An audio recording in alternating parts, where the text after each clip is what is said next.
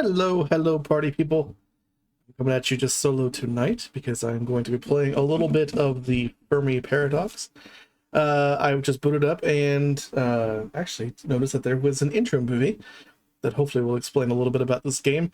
But just so you all know, it is a game advertised as basically a kind of a narrative adventure game where you are kind of guiding a entire galaxy into particular sort of states through choices that you make for particular species and things like that. It seemed real interesting. Seemed like a kind of a fun, chill type of game to do on a Saturday night where there's not much going on. So figured I would play it for you all tonight. But like I said, I booted it up thinking that I would just kind of do this over the main menu, but there is an intro movie, so I will boot up the game here and I'll let the intro movie explain itself as well.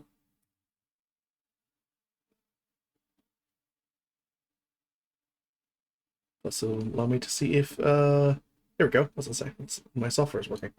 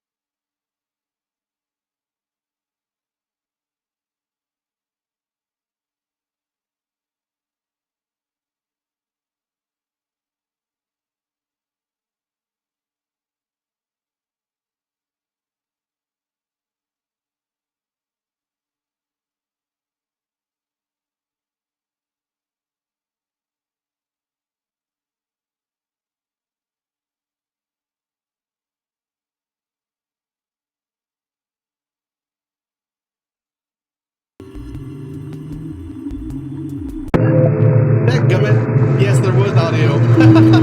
Hold on.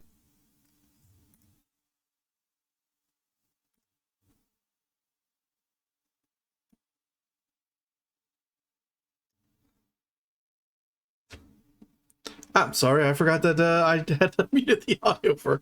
Hold on, let me. I'll replay the. Let's roll that one back. We'll play the intro, because especially considering I think Makazi just got here and the volume was being a little weird. Anyway, we'll roll this one back, and I will let you actually listen to the opening cinematic this time. My apologies. So let me fix that real quick because I was a little loud. Let's have to reboot real quick, and then we'll actually listen to this. As I said, it's been a little bit of a week, so apologies there.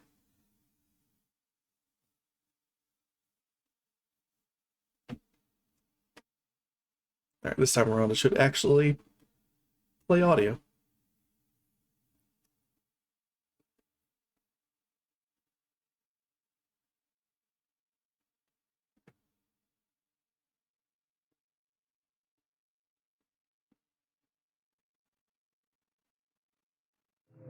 Are we really alone in the galaxy? Infinite stars surround our world, and aeons ago, intelligent life must have emerged somewhere and slowly evolved into a spacefaring society.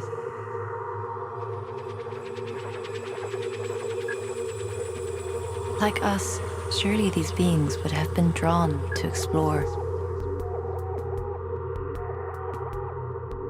So then, where is everyone? Is it simply the nature of intelligent life to destroy?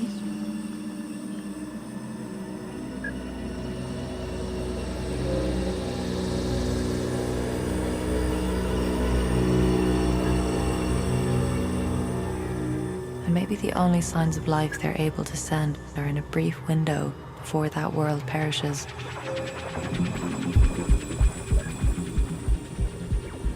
Still, no one has come, and no radio signals can be detected across our silent galaxy. Could civilizations ever cross thousands of light years and find more than alien graves? Maybe it's just pure luck that greed or catastrophe have not yet ended our species.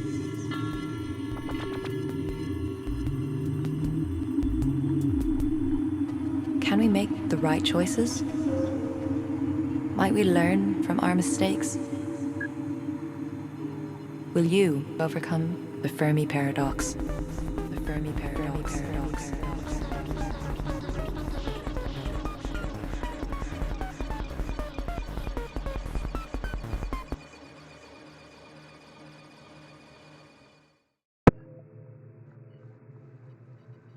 There we go.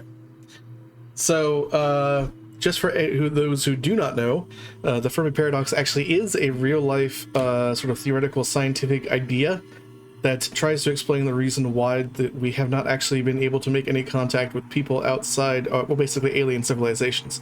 The idea being is that the sort of the paradox part of it is basically stating that you know, if the universe is as large as we think it is, that there was almost a 100% certainty that there should be something else out there. So why is it that we have never actually come in contact with it before? And a lot of it is basically explaining that there is some sort of biological imperative, or perhaps some sort of just natural progression to all civilizations that leads to either their inevitable collapse before they could actually go into space, or into some other kind of equally depressing situation.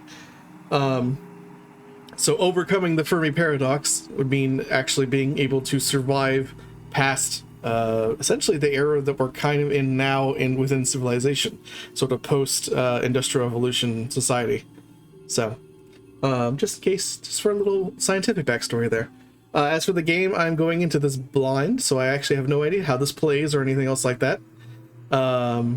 But should be an interesting one for sure. And yes, to answer your question there, Mikaze, it is, in fact, as far as I know, kind of a god game of a sort, in the sense that you're basically leading your particular kind of stories and into certain directions. So.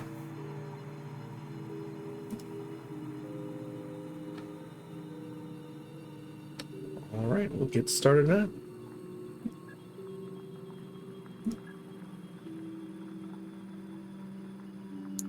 Also, just as the thing in front of you says, this is in fact an early access game, so there may be a little bit of bugs, a little bit of jank still in here. I can't, like I said, going into this blind, so I have no idea if this is actually worth buying quite yet, so don't take me playing this as quite yet as a endorsement, but we'll see how I like it.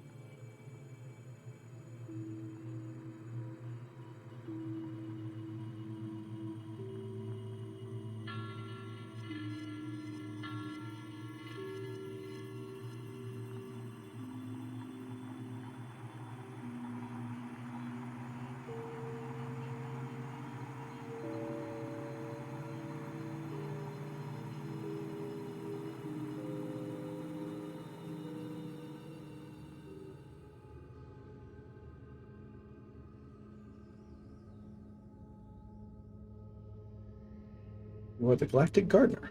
Sapient life will evolve and prosper in our galaxy, help these civilizations to grow and find each other in the vastness of space-time. Beware, sometimes you have to prevent them from destroying themselves or others. Would you like to play it through? Yes. So the Big Bang was just the universe loading shaders and generating terrain. Yeah, basically. I mean, if you fall into the general idea that the universe is actually a computer simulation, then I would say that's exactly what the Big Bang would have been. I don't know how much I really hold stock in that, but there are people who actually, well, I don't know, I was about to say smarter than me, but I think Elon Musk is one of the people who believe that, so it's debatable. But there's definitely people who believe in that, so they are.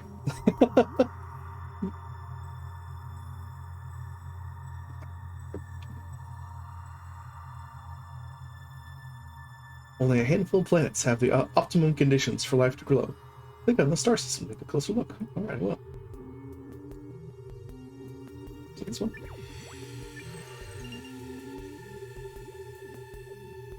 Synthesis flares. The game is always paused when flares are visible. Only if you collect one of these flares will space-time continue. Ooh. Alright.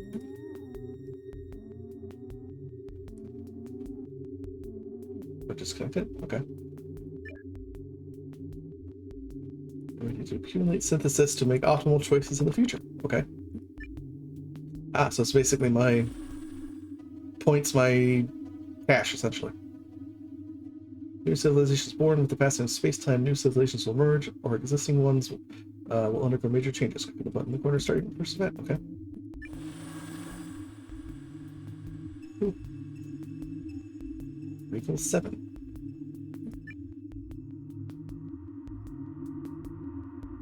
By forming Regal 7 started to make simple tools and developing a rudimentary language, but which species will form a Stone Age civilization in the Regal system?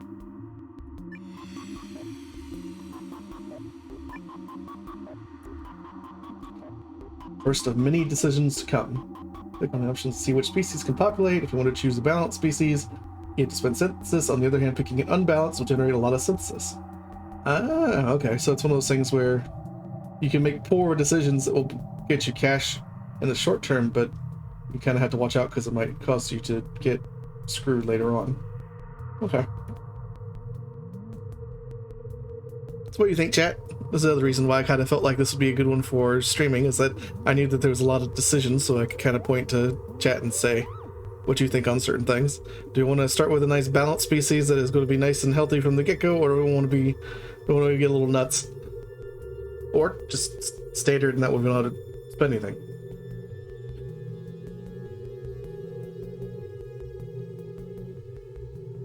Oh. This is the problem with having only, I think, like 2 people in chat at the moment, is now we just have a complete 50-50 split. Well, one person said healthy and one said unbalanced, so let's actually just kind of cut it down the middle. We'll do a standard species this time around. Oh, Kular, aggressive humanoid pig creatures wandering the ice plains primarily to compete with others of their kin. Okay, so we got pig boys. Roll a d3. Ah, that's not a bad idea. Oh, yeah, I might do it. I might do a d3 on ones that I just genuinely cannot think of the correct way to do to go forward.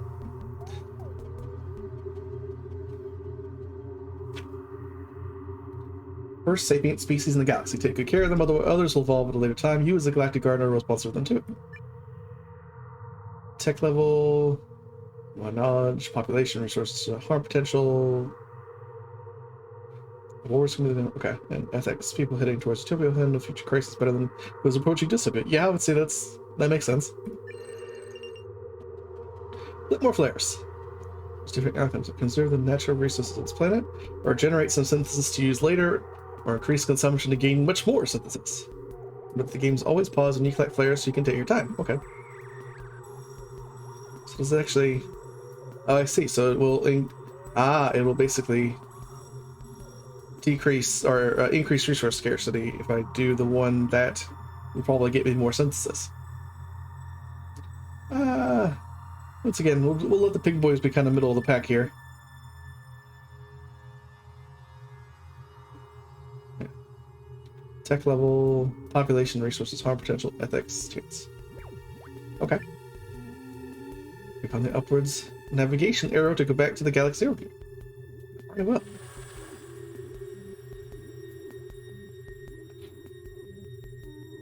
It's a mix between Doomsday and a pig. Well, hopefully it doesn't get to Doomsday.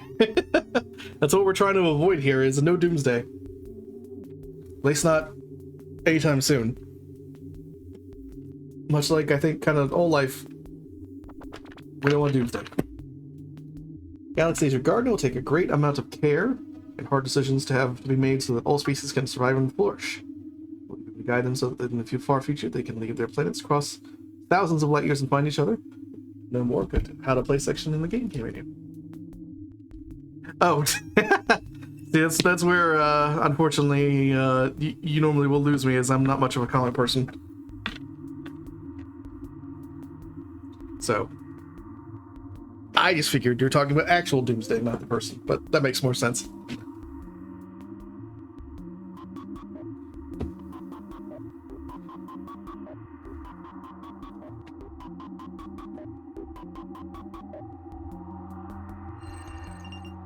Alright. Collect a flare. Let's do the one in Gehenna. 2 major species on Gehenna begin to interbreed. Okay. Development. Uh-oh. They're already warring? They're like it came into existence like 3 days ago.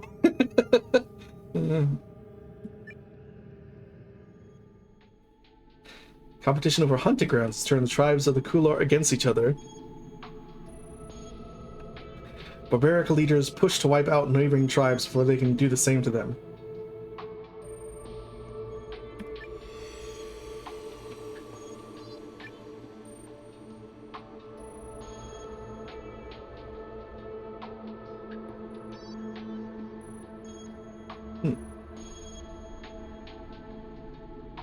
I see. Why would I not want to choose peace at this point? Because it seems like everything else is going to cost at least a little bit of something. Yeah, I was gonna say peace seems like it's just the best choice. So, okay, we'll just... yeah, we'll go with peace. Oh.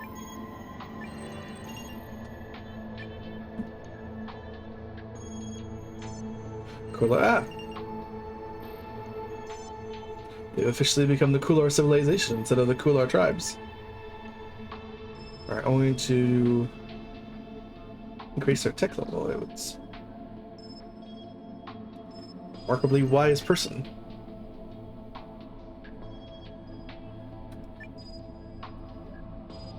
Cool. Or establish a new tribe.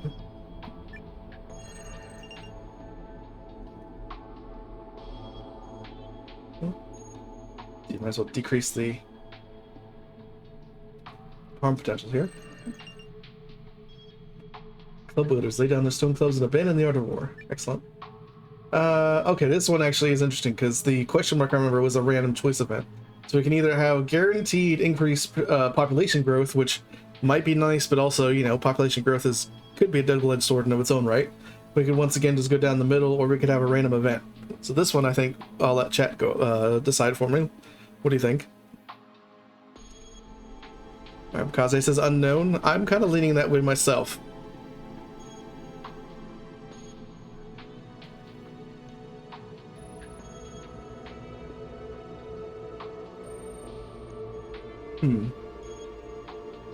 Yeah. Yeah, I think we'll choose the random one. See what I want to see what this does. So. Oh, looks like it might have been just another peaceful one. So Dead Machine, you'll see how the synthesis here has like the pluses. That'll increase, like, for this one will increase ethical values towards utopia. So that'll basically means like it's a good thing overall toward people. If it has a little question mark, those are random events. So it's one of those things where it could increase, could decrease. What's this button do anyway? Oh, just goes back to the... okay.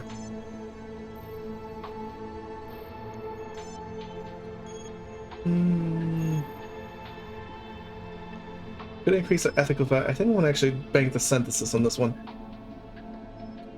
The gods lead us.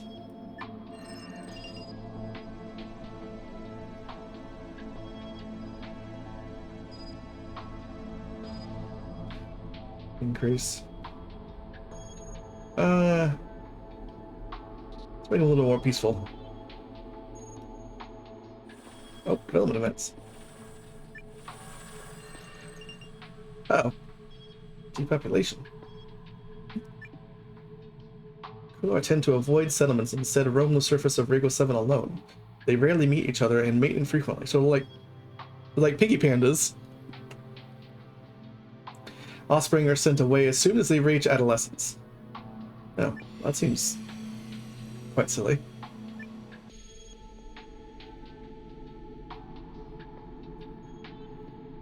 Prevention, regular development, massive depopulation. I don't want massive depopulation because there's only like 1 million of these dudes. Yeah, yeah, it does. It seems incredibly counterproductive. Once again, I think I want to go with prevention here because it's a little too early to start screwing with them. Loneliness overcomes the Kular, so they reject their solitary lifestyle to once again band together in clans. Yes.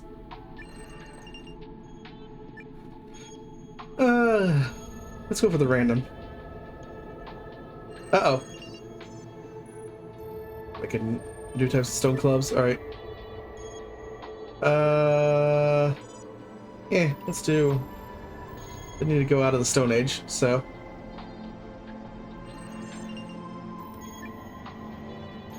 Is there anything else going on? I just want to see if there's any... Aha! Yes, that's what I was saying. Don't want to hyperfixate on these Kular guys. I want to see if there's anything else around here.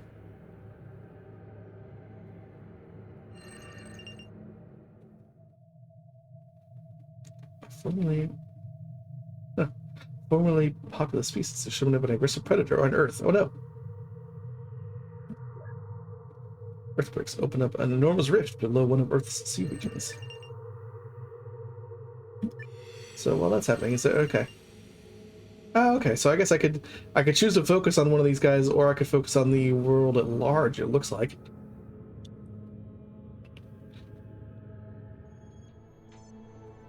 Yes, I believe it is around $20.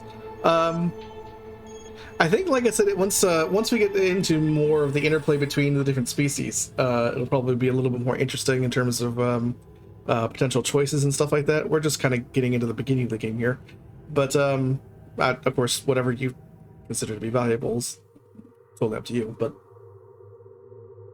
this is 100% the sort of thing that goes right up my alley too. So it's I may be a little biased.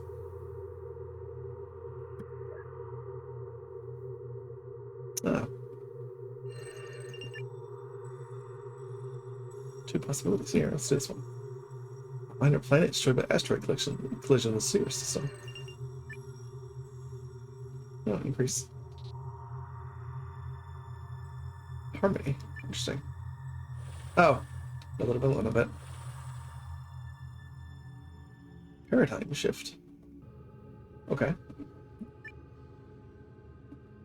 Rigo 7 is a home to a species of predator with high emotional intelligence and complex social behavior. A beneficial coexistence promises to emerge between these approachable creatures and the Stone Age Kular, with whom they appear to seek companionship for the benefits of food, petting, and shelter. Oh. Those doggos. They're the domesticating doggos.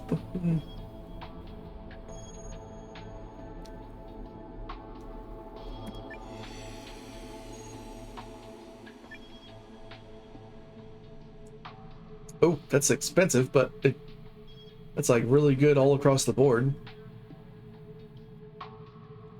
Oh. Yeah, you know what, with these... I think we want our dudes to have a nice time with the space doggos.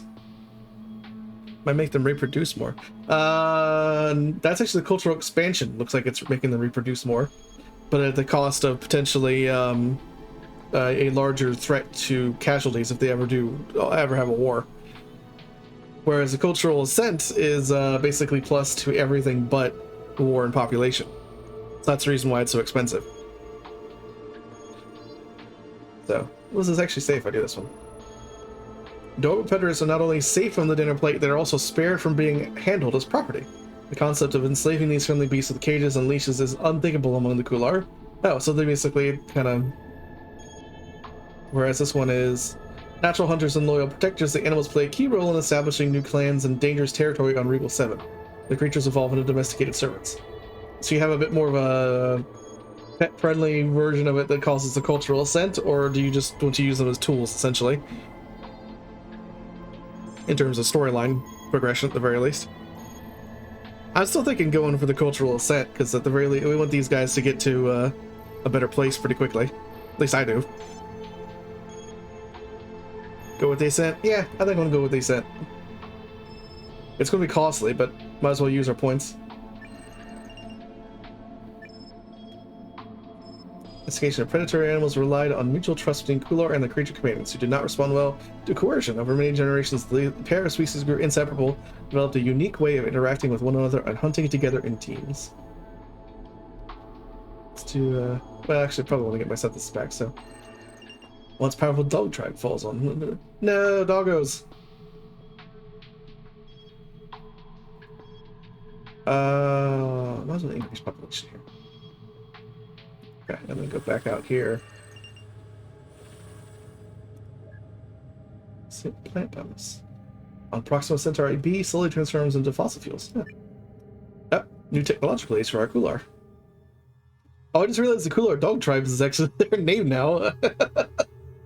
They changed their name when they became friendly with the doggos.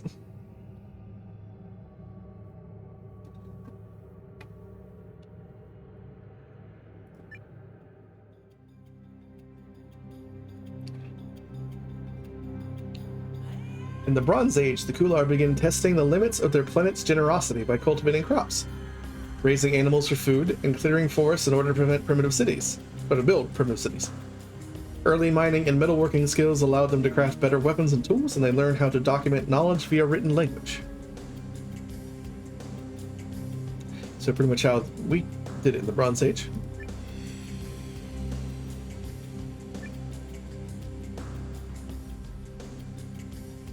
Can't afford wisdom. So we can either do power, which will get us a bit more synthesis points, but will be kind of negative to their ethical values and to their harm potential, or we can do advancement, which is, we don't get any more synthesis, but it will increase both their population and resources.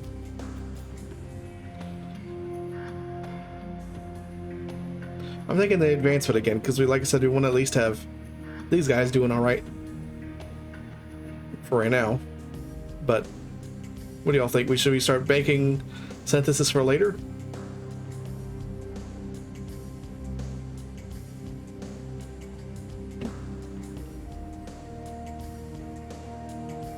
You think bank? Okay. Yeah, it might be smart. They're doing pretty alright in terms of their ethical values and stuff too, so. Defense becomes increasingly necessary as Kular begin exerting more power over one another and hunting bands evolve into primitive armies. Yeah. Ooh. I dropped them all the way back to 0 on their ethical value scale. Kular building settlements and all of this stuff. Oh! We have an evolution event. Let me get this one first. Sculptures are shared among Kular on Ring 7. Who else is evolving? On Gleese.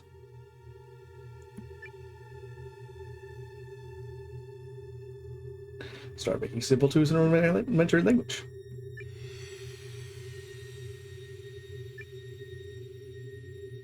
When a civilization is born, you will have to foster these creatures to guide them in parallel with other civilizations in the galaxy, and one day they may make contact. Since this can be used to help any society, sometimes you'll have to make hard choices to ensure the survival of everyone. All right, this is this is where it can get a little tough here. Do we make another standard species, or do we want to make an unbalanced species? So we can make our these, whatever these are, weird chickadee things, or we can make this bugman or salamanderman. Yeah, it's got kind of bug eyes, I guess. What do y'all think? We want to do bugman or unbalanced creepy 6-arm thingies. Neither. Well, I can't choose neither. I can't do the balanced species. The civilization's coming. We gotta do one of the two of these.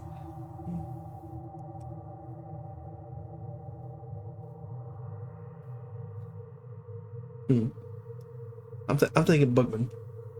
Can I choose? Can I click this and let's see. The Rao, aggressive and solitary, these naturally armored creatures inhabit barren wastelands. Let me see what the imbalance say. The Car, always hungry and merciless, these nightmarish avian creatures rule the skies. Yeah, I don't know if I like nightmarish avian creatures, so let's go with aggressive and solitary. It seems like a much better choice.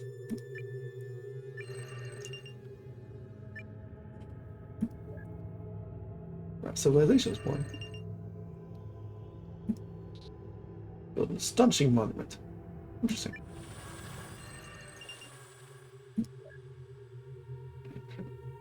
Well, Sirius's inner planets is accumulating a new atmospheric layer. Oh, more dogs.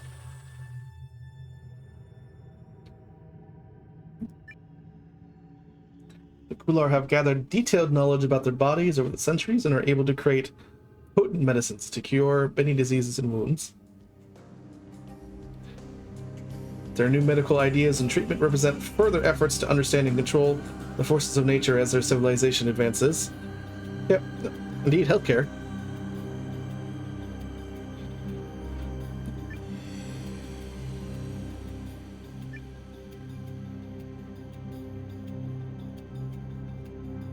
So we could have that ancient medicine be a dead end, which would give us a little bit of synthesis, but not much. We could have it be a regular development where, of course, will increase population. And unfortunately, we cannot afford the culture pillar, but it's probably not a bad thing anyway, because I don't know how much we really want our dudes to be super growing.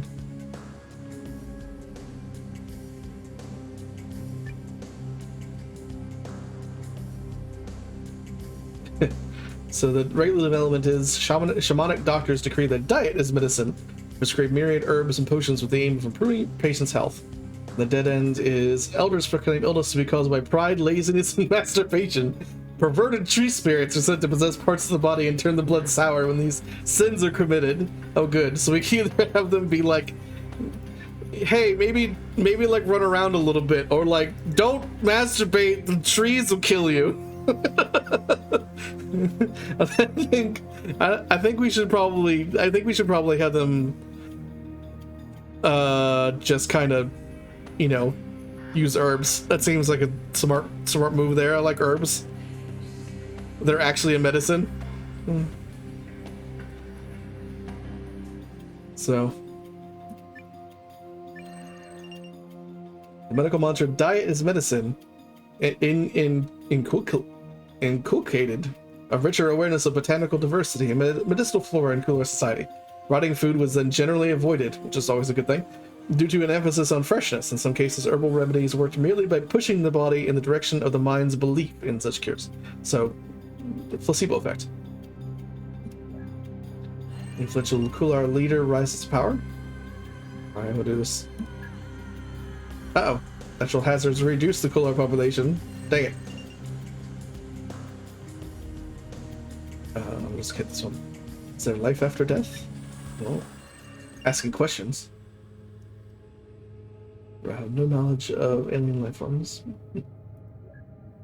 What's a powerful tribe falls on beliefs. Let's go check our Rao, see what they're doing.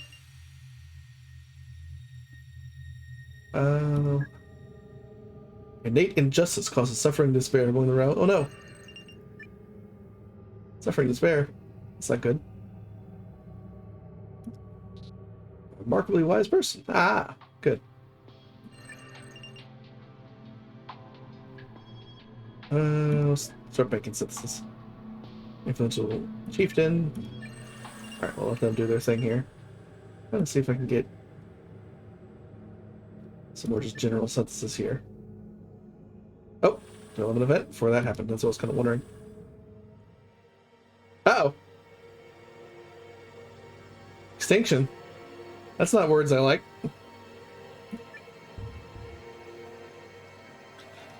Aggressive predator beasts on Gliese 7 savagely attack their intelligent tool-making neighbors. The creatures target settlements and replicate fast, jeopardizing the survival of the Rao. They're like armored bugs. That's gonna be one hell of a predator, jeez.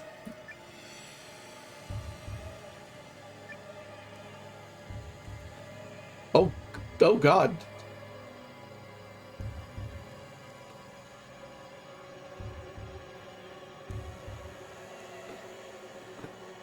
Yeah, the music's not helping with this. Do I have a game called Fish Feed and Grow or Feed and Grow Fish? I do believe I have Fish Feed and Grow with. I think I do. I've not played it recently, but because I say minimal, I tend to agree. Although we do have the points for a close call, which of course will. I mean, that's a lot of negative pop. There's a lot of negative pop. Do we want to like? Do we want this to be just kind of a? Well, let me read the flavor text. So for close call, it's the Rao react quickly and defend their settlements by building complicated traps for the predators. And minimal survivors is geez, minimal is quite minimal. That means we lose all but 100,000 of these species. 1.7 million Rao will die.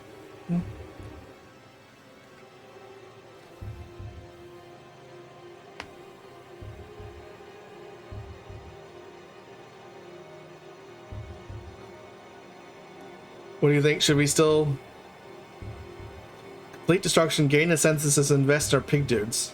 Do you not like the well, actually, you know what? Death Machine did say neither in terms of which ones he liked on this particular planet. So we could, I guess, go for complete destruction and just bank it for later. What do you think? Do we not like weird insect dudes? Do we want to just bank it for pigs? I think we're leaning towards banking for pigs. All right. Rip the Rao.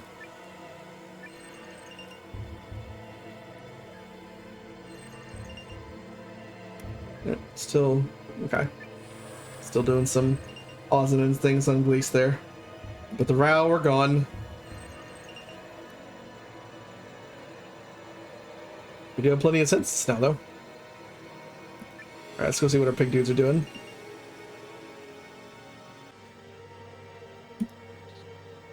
Cool, develop a new form of artistic expression. Good. Embrace the conflict between two major Kular dog regions is settled peacefully. Also good. Also, they're now called the Kular dog regions, not the tribes.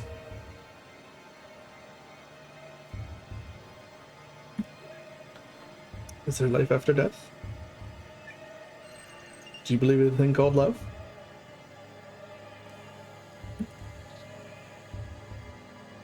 Aha! Bustling Kular settlement becomes a center of trade and commerce. Excellent. Oh, it's all sorts of question marks. Ah, we're making spears again. Alright, what's happening in the rest of the world? Oh, development event for our pig guys. When our Sirius planet leaves its orbit and falls in the system's central spire. Okay. Let's go develop our pig guys. Justice and Regal.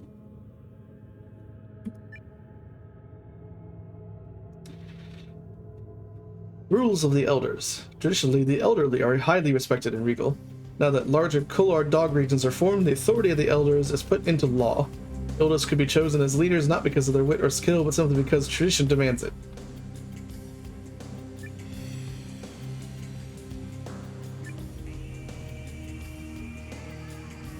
Yeah, unfortunately, I cannot just make a new species.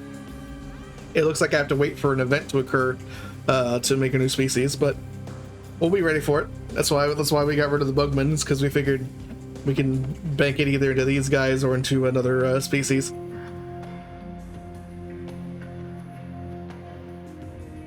So we can either prevent injustice, which means look at the flavor text. Respect for the elderly does not automatically give every Kular elder the right to rule over others. In general, leaders are still being chosen based on merit. We have regular development, which is some dog regions become fanatical gerontocracies with varying degrees of success. Others decide an auxiliary method to choosing their leaders. The term gerontocracies. Bugs were stupid. They weren't around for very long, but yeah, I kind of agree. Weird little bugman. Not my favorite. I like this big guy's a little better. Venture for the win? Yeah, that's kind of what I was thinking too. We'll actually have them be like a meritocratic society. While the Kufar lawfully respected their elders, age did not automatically entitle one of the role of leader. This often led to debates and even caused a small uprising among elders who tried to overturn one of the Kular dog regions by force. Their attempt, however, fell flat after a few days due to exhaustion. So they had a rebellion of old people, and then they realized they were old. The death of a beloved leader, let's see. Work of a remarkable sage is widely circulated among the Kular. Excellent. What's happening in the rest of the world?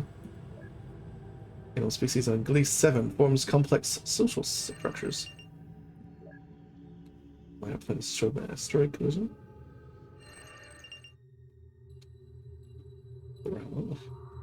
Actually, it says the Rao once inhabited the system. It's interesting. So no sapient life in any others so far. Spatial ocean currents affect weather systems on Nexus.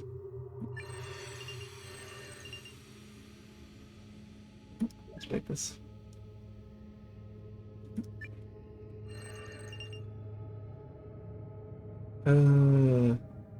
Yeah, we need some more resources.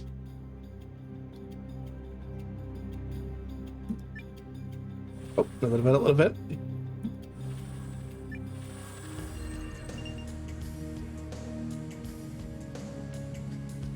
Knowledge in Regal.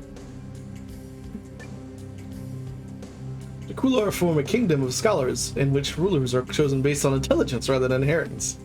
The trials one must pass to ascend to power here are designed to reveal the intelligence aptitude of young candidates and the monarchs with shamanically certified smarts.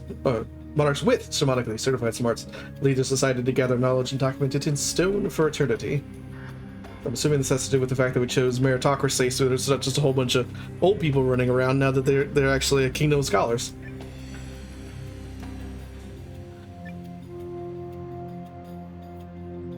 Ooh. That's a lot of pro-science. Let's see, what does this say? Clever monarchs and sharp-witted shapers of Kular society dominate Regal 7 with a lasting legacy of scholasticism. There's a regular development, which is concept of intelligence aptitude trials for would-be monarchs, popular difficult to implement. Devising challenges fit for appointing sovereignty proves to be the only puzzle which cannot be cheated. I kind of want these guys to be going into space sooner rather than later, so I kind of think civilization pillar. What do you all think? Pillar? Yeah. Okay. I think that's a smart move here. Get it? Smart move.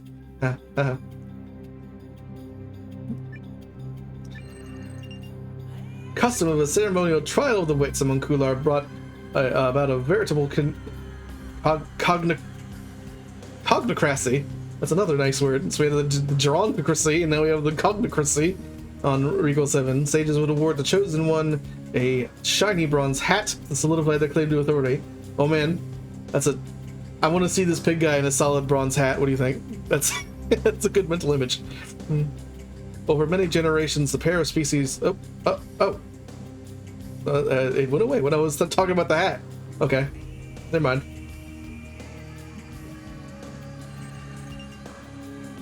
Oh, there are no scholar kingdoms too. Interesting.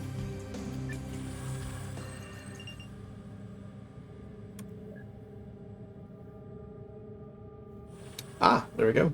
A new technological age. We're going into the Iron Age.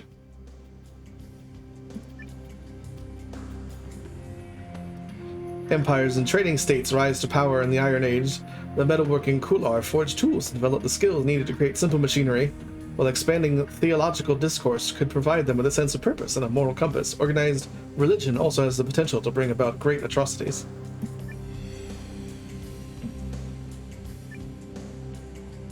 Again, a system with that name can't be good. Yeah, that's not a great name for a system for things to come out of. I do believe that is actually a real. I mean, I think all of these are real life system names though. I mean, Alpha Centauri is. I know Gliese is, things like that.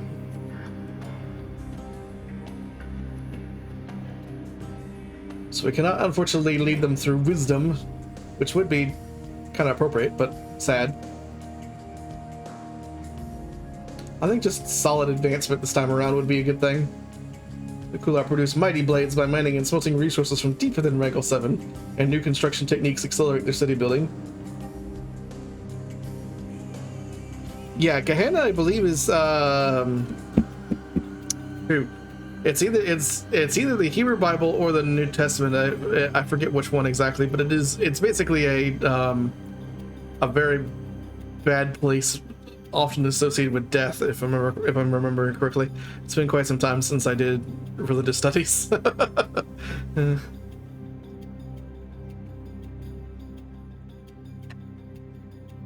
What does the power one say? In epic dynasty wars, Kular interrate siege weaponry against the well-fortified castles of their foes.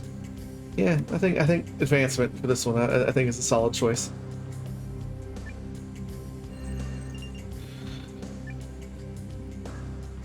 Kular can now increase the size of their cities and access more regions on Regal 7.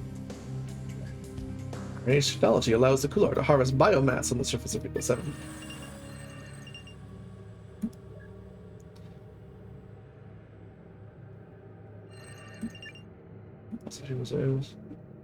Small asteroids.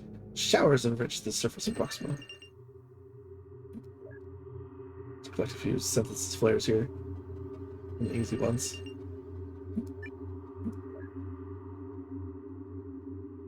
Hopefully that'll allow us to get another. Oh! I was looking for another evolution event, or perhaps, but looks like we have a development event for our pig guys instead. Kular Scholar Kingdoms. Alpha Centauri is shaping up to be the oil plant. Yeah, there's been a lot of those particular, like, old biomass becomes oil ones over there. Consumption in Regal. Due to sophisticated traps and bows, the hunting of wild animals becomes much easier. Being a hunter turns into a lucrative profession, and a guild system is performed in the big cities, or is formed in the big cities of Regal 7. It's like the birth of capitalism, essentially. Prevent capitalism.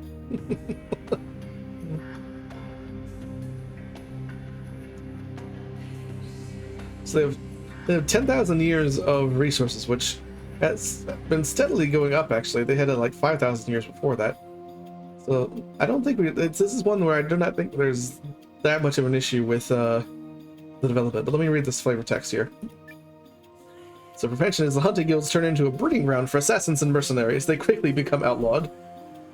Regular development is hunting rates are reserved only for the scholar monarchs of the Kular.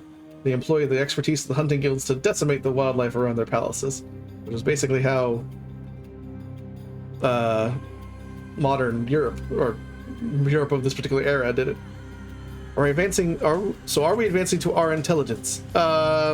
This is basically, the pigs are going through the Iron Age. In terms of human existence, this would be around probably the Roman Empire into kind of early medieval era type of talk. So, but yes, they are quickly advancing because of course they are scholar kings. So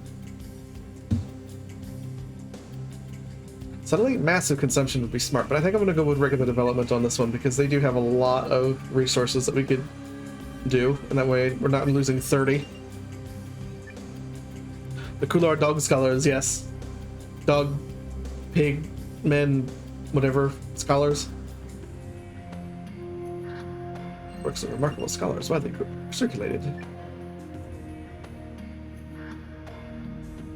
Let's make some sentences here. Other beings like us beyond our world? Actually, at the moment, no.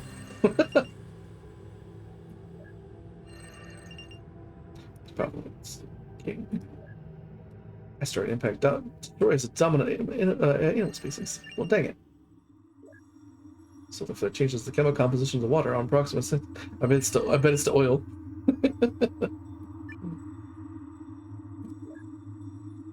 As it does, it's light reaching the dog star. Dog star. Dog time, dog time. Alpha Centauri moon escapes the gas giant's orbit and becomes a dwarf planet. Let's go back to our cooler here.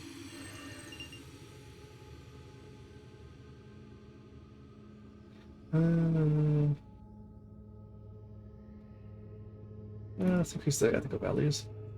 Cooler compose an epic poem recounting their history. Aha! In a development event. Power in Regal. Handheld ranged weapons capable of penetrating heavy armor invented by the Kular. These crossbow weapons allow unskilled soldiers to wield powerful ranged weaponry without the dedicated training needed for traditional archery. Ah. In real life, they were banned by the Pope.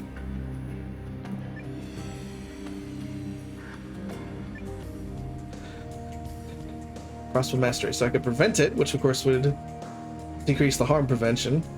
I could have it just happen, or I could have an absolute power. So far, they're not really supremely warlike, though. It might be actually beneficial to us to make the synthesis on this one. Have it be absolute power, and hopefully let it ride. Let me look at the flavor text. Crossbow use in construction becomes widespread around Regal 7. Mastery of the crossbow becomes a fundamental skill for Kular soldiers. Yeah, I kind of like that one. I kind of want, because we can't let our guys be pushovers either, to be quite honest with you, in case someone else comes along. So I think I'm going to let them do crossbow stuff.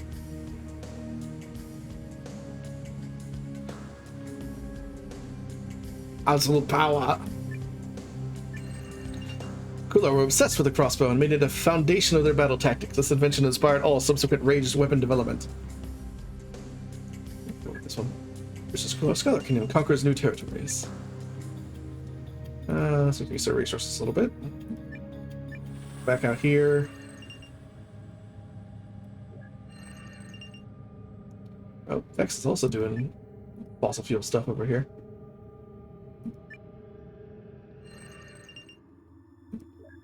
Small asteroid showers a rich surface of B-6 with valuable minerals. But whenever the Kulars actually go to space, they certainly have quite a lot of stuff that they can mine from places, but... Oh, new technological age. The nautical age. Interesting. So this has been probably the age of exploration in terms of our own society.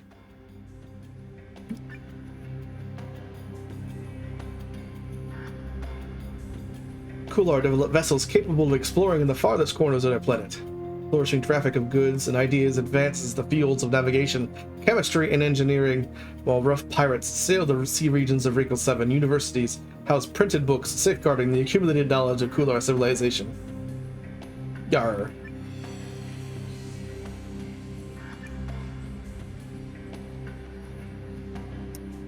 Oh, wisdom this time around is actually doesn't cost us anything. I think we will probably want to go with wisdom, so... Discovery of new lands and peoples inspired the Kular to re-examine social and scientific principles. I would say that's probably not only sort of role-playing wise how I would view these people doing that, but also probably the best for everyone involved. So, let's do that one. Custom of a Sarah. Oh, that's... I already read that one at least one point. Kular can now journey to the farthest reaches of Regal 7 and build capitals everywhere. Age technology gives the Kular access to minerals and biomass across the whole of region. Ah! Oh, here we go. Evolution event. In Tau Ceti. Life form in Tau Ceti 3 started making simple tools and developed a rudimentary language. Let's see what 3 ones we get this time around. Alright, so we can actually afford the balanced species. Ooh.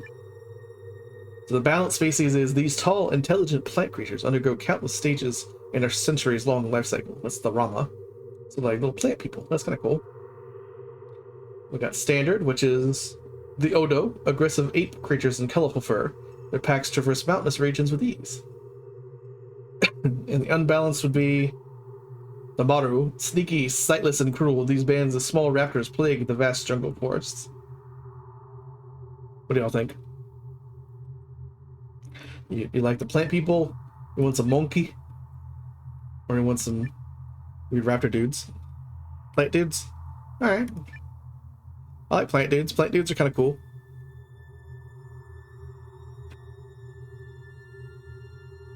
We got the points for it too, so that makes sense.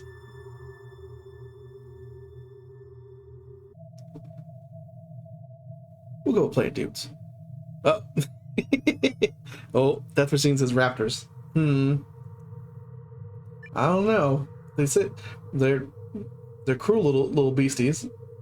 Dinosaurs are pretty cool though. I do like dinosaurs, but I like plant people too, so I'm kind of torn.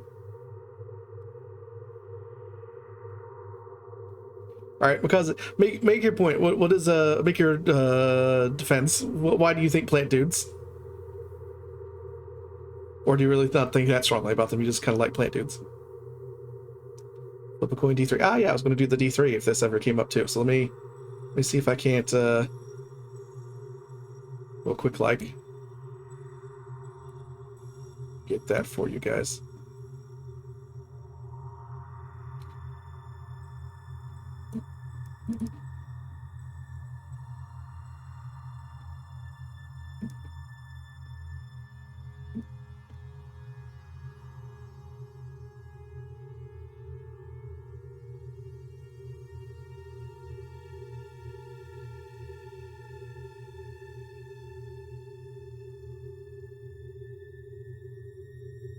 What's the thing about what they happens when they meet another species? They are cruel. It could mean war, extinction, or slavery. True. Yes, it could be real bad for our current pig boys. What's a D3? It's a form of dice. So if you're not familiar with tabletop RPGs and stuff like that, Death Machine, D represents the basically just dice, and the number after D is how many sides on the dice. So a D20 is a 20-sided dice. A D3 is a 3-sided dice. So yeah, it's in this case it'd be a random number generator because I don't have a you really can't have a physical D3. So although I think actually they have made them, but it's anyway, in this case it'll be just a random number generator. True, but look at him when you get plus 20. I mean, fair. I do like the fact that they're dinosaurs or raptors or dino raptors, and the added synthesis could make it so that they are better at sorry, so that I can actually boost up the pigmen. So I'm actually going to roll a D2 or just flip a coin because I don't think any of us here are fighting for Monkey, sadly. Monkey I think kind of lost automatically. So let me just flip a coin. I'll do heads, we'll do balanced species, tail, we'll do dinos.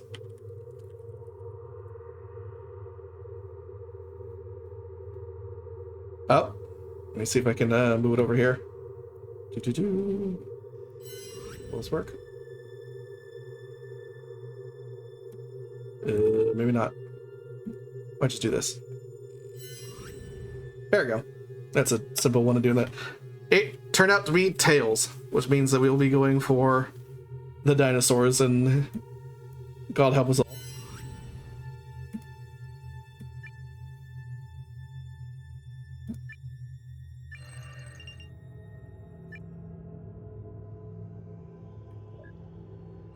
Oh, they're very dystopian.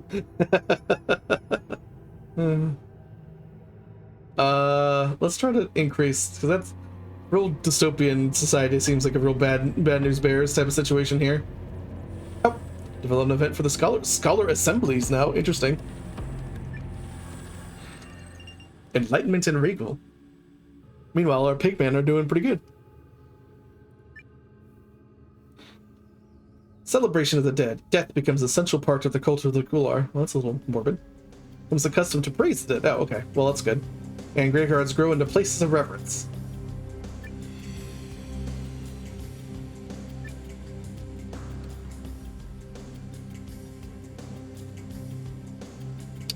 We have plenty of points. Increasing ethical values for our regal boys seems like probably a good idea. But let me look at the flavor text. The Kular try to lead a kind and inspiring life so they can be celebrated by their progeny after death. Sounds reasonable enough. dead are celebrated in large festivals marked by macabre, mocking symbolism. A deep, melancholic understanding about the value of life is also part of the Kular culture. So this seems like Day of the Dead. Yeah.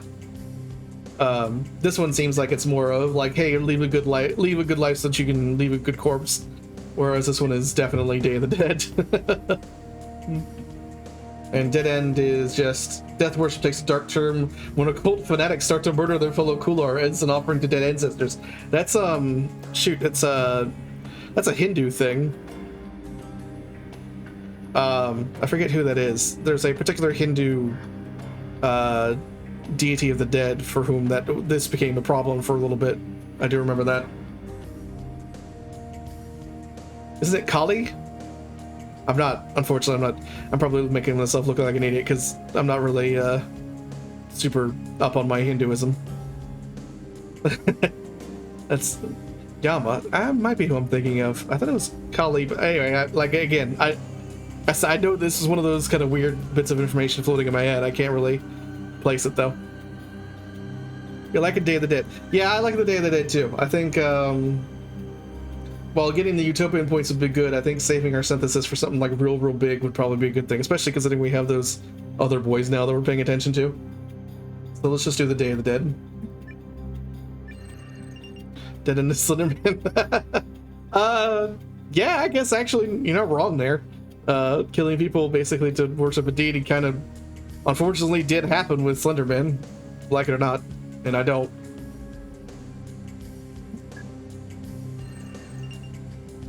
Oh. Influential Kular scholar senator rises to power. Alright, let's see what our other boys are doing over here, the Maru tribes. Our remarkable wise person is available on Tau 73 for their contribution to Maru society. Climate shift on Tau 73 kills off an entire tribe. Oh. Will enemies from the beyond conquer our world? Increase growth a little bit. Maru abandon their clans and wander Tau 73 in search of new lands.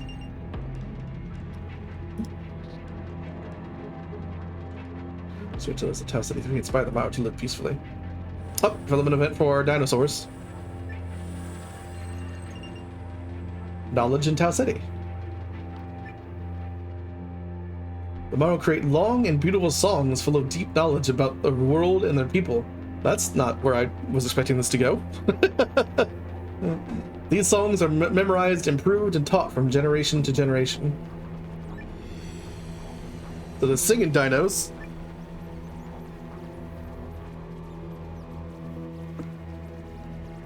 So we can have them do Civilization Pillar, which is these songs are crucial for the society of the Maru. They sing them constantly, and those who master the songs are chosen to lead their tribes. Regular development is songs help the Maru spread and preserve knowledge. And Dead End is quickly the songs are filled with false information and become useless, soon to be forgotten.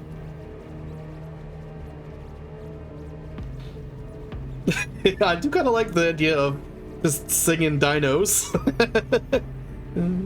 I think we're going to go with this one. We have enough points, enough census points, so we can spend it on them too. So I'm going with singing dinos.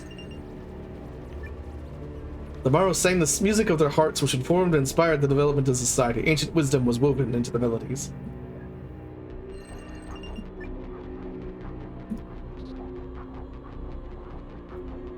Maru composed melodious new songs about their history. Yeah, they're really into singing. The Maru developed a new form of artistic expression. I bet it has something to do with song. More in the death of a great wise person.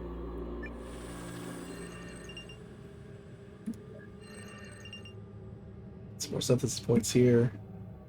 Go to the Kular and see what they're doing.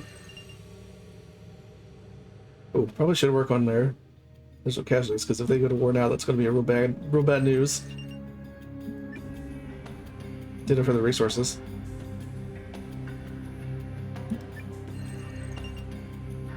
Let's see more synthesis there. Does Regal 7 rotate around our sun?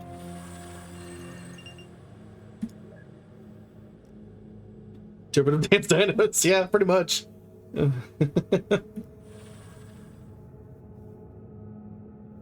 Reduction in Regal. Uh-oh, that doesn't sound good. A telegraphic network spanning the entirety of Regal 7 is invented. Oh! This eases communication and makes it less necessary for the Couloir to travel. Interesting. So this is by reduction they mean kind of the sort of the size of the wheel essentially.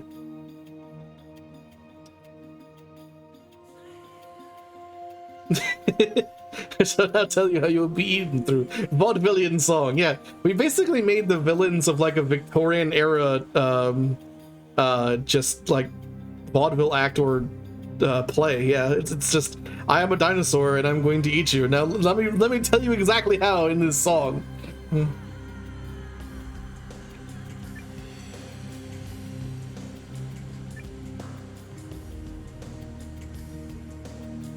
Okay, so telegraphic network. Civilization pillar increases resources by a lot.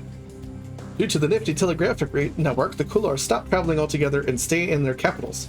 I don't know if that's necessarily a good thing. I mean, it's good for their resources, but I kind of want them traveling. There are some corners of Regal 7 that the telegraphic network cannot reach. These areas stay part of a smaller network of harbors. I kind of like that one, actually.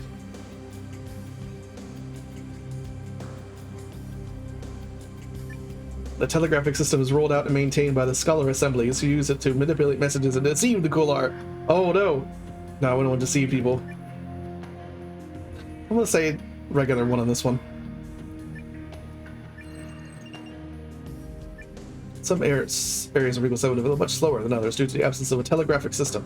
These so-called dark spots struggle to keep up with the rest of Regal 7 and ironically turn into true dark spots that most Couloir try to avoid. Uh-oh. Alright, let's see what the dust obscures the light reaching these. Let's see what the Morrow are up to. What do you do, Morrow? The Morrow grow to fear the ruthless great singer. What a weird civilization we've made here, involving entirely around song.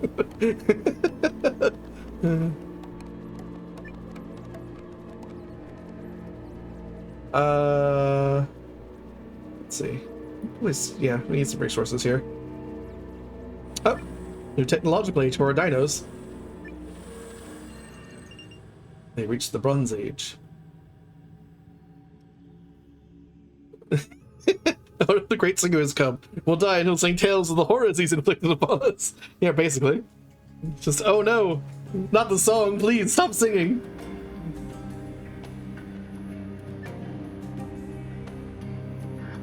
In the Bronze Age, the Morrow began testing the limits of their planet's generosity by cultivating crops and... Okay, I've read that one before.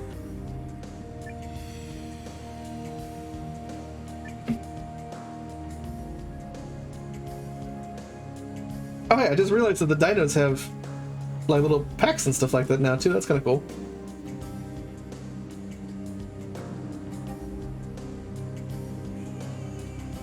We have wisdom. The Morrow apply their newfound knowledge and communication skills to societal improvements of the budding disciplines of medicine, law, and philosophy. That sounds like a good thing all around. New techniques and tools allow the Morrow to explore new areas, preserve their natural resources, and develop early infrastructure. Or defense becomes increasingly necessary as Morrow begin exerting more power over one another and hunting bands involved with primitive armies. I think we should probably do wisdom for this one because that kind of makes some sense. And we do have the synthesis points. We've been baking synthesis.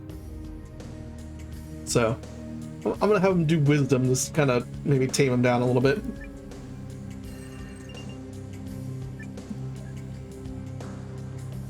Morrow can now build stable settlements. Bronze Age technology provides the Morrow access to minerals. Excellent, excellent. Oh, ooh, new technological age for our big boys. Ah, they've gone to the industrial age. The Couloir start to study electricity, steam power, and machine manufacturing in the industrial age. Harnessing the power of radio waves might allow them to send signals into outer space, but this civilization could accidentally eradicate itself as well as weapons development thrust forward. Interference with the planet poses a serious threat to the ecosystem that has sustained clarity throughout the ages.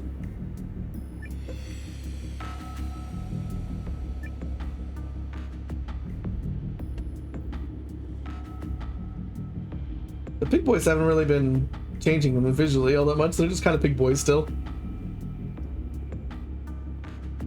Let's see. This age sees an explosion in the cooler potential for telecommunication via radio waves. Mass-produced goods, including new medicines, could improve the lives of many. Well, I don't know why they would do a lot of telecommunication via radio waves, because they have a weird telegram system. Hard work and ingenuity are needed to maintain, or need to manage, rapid urbanization without critically harming the planet. Train networks across vast swaths of Regal 7 offer high-speed mobility for both freight and passengers. Yeah, as a person who likes me some high-speed train, I think I'm going to go this one. I like the train. Cool, support large industrial areas through industrial production. Industrialization gives the cooler access to fossil fuels and mineral resources deep beneath the surface of Regal 7. There we go. Actually, cooler Skylight rises power.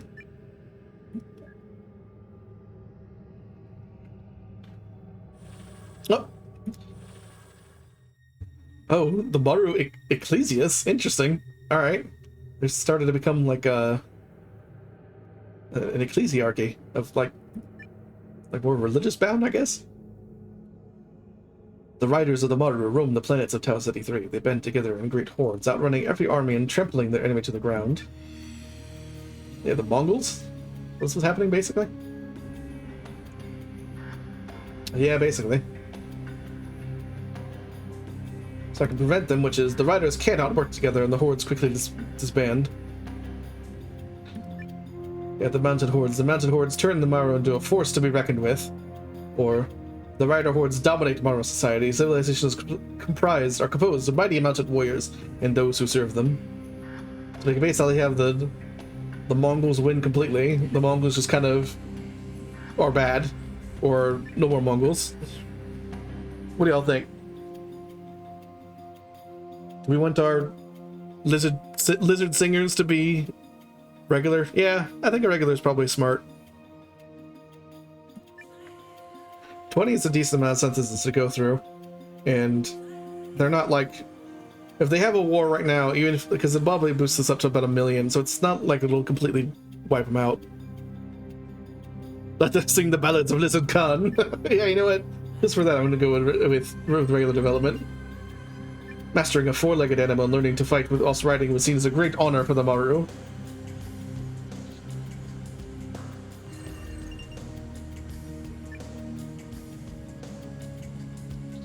I want to find a promising new settlement.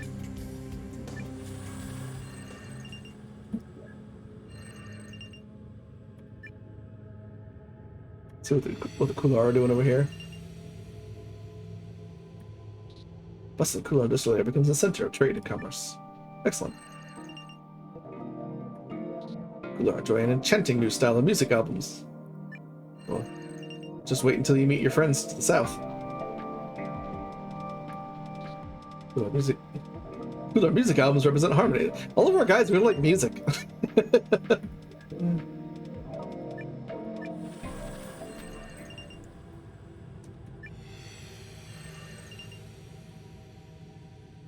God will have Eurovision in space. Space Vision.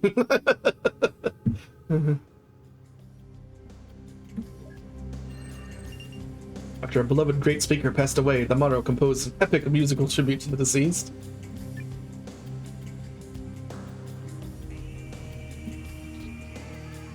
Maru sculptures represent harmony on Tau City 3. Oh, development. Ah, ooh, that's a big one. Regal is sending signals into space.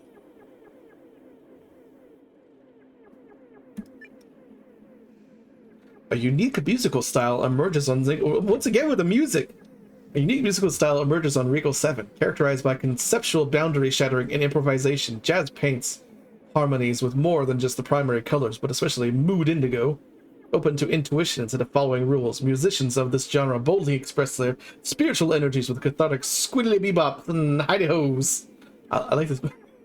I like the hidey-hos. These soulful vibes may even influence alien musical theater someday. Jazz hands! I think you're right, Mikaze. We're going to have space vision. I'm not certain if I'm okay with this, but you know what? I guess it's better than space war, so you know. Oh, this is new. This is a new type of thing. The intercultural blending of traditions and styles in jazz music weaves together different groups of Kular in a harmonious groove. Space is the place for the futuristic sound of ancient history. Born out of a minority ethnic communities, jazz music is re-recorded by mainstream artists, but commercial retellings of another culture's story are usually a bit sharp on the blue notes. It don't mean a thing if it ain't got that swing. Beep-bop, beep-bop, beep-bop, bop, beep. Starring dissonant compositions in association with illicit activities and exclusive side street clubs, jazz music is prohibited on the airwaves. I don't think prohibited's really, I think these guys would really like putting out jazz music into the atmosphere, to be quite honest with you. I would say signal boost, but you're saying regular signal, Mikaze?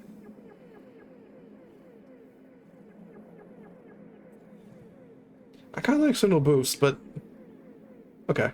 Regular signal. Does machines? Okay, you know what? We're once again in an impasse. I will put it to the coin. Once again, heads for signal boost, tails for regular signal. And it's tails. Just I'll take them. Just to make sure that you all know I'm not lying. Tails indeed. So we will be doing a regular signal.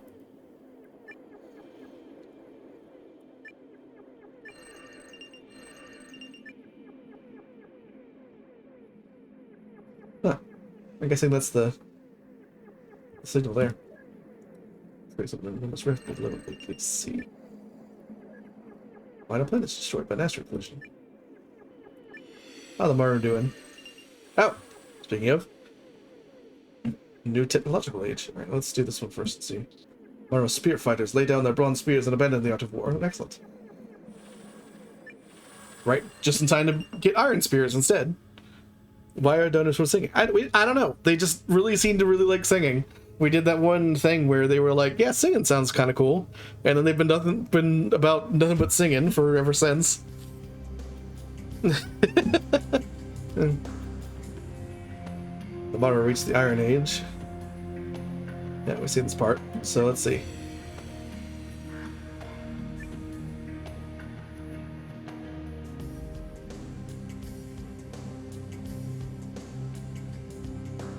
So did we them last time? That still might be, whoa, ooh, resource scarcity in only 2,000 years. So we might want to actually do advancement this time around, which would increase their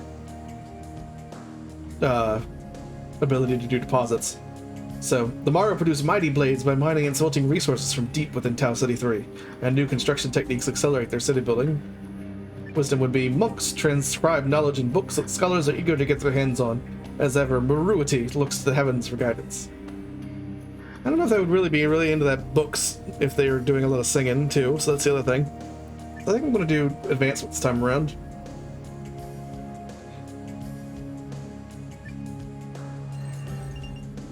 The highest mountains of Tau City 3 are so tall that their peaks reach vacuum space. Well, that's kind of badass. Increase the size. Iron technology allows more to harvest biomass. Cool, cool.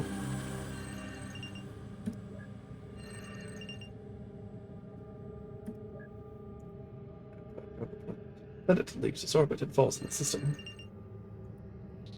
Regal 7, the works of remarkable scientists, is widely circulated among the Kular.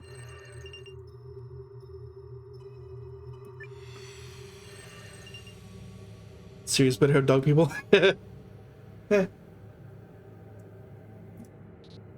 Kular rifle soldiers lay down their simple rifles and abandon the art of war. No, that's a lot of negatives. I was going to say no, none of those. No plant species grows abundant. Oh, development. Uh-oh. There's a lot of bombs.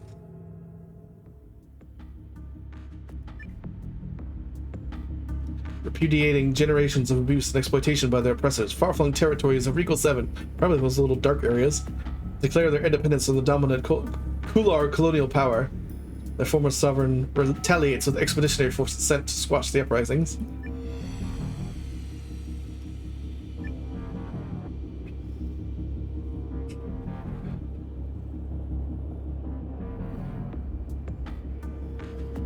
So once again, it's one of those things where vicious wars of independence rage on Regal 7. The colonies eventually win their freedom, but at a monstrous price. The revolutionary forces defect and join the Kular rebels, working to nurture the growth of a free society. Total war where they lose quite a bit of people. I still think peace is just kind of the better option here. I don't know why regular conflict's the one that costs so much. What do y'all think? Should we just have peace?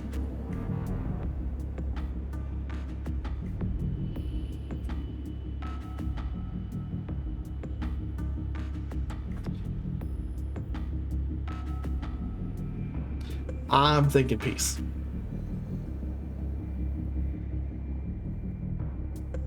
So we'll just go with that one.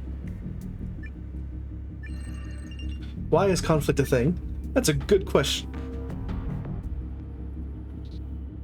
Rigel 7, the works of remarkable scientists, is widely circulated. Well, yes.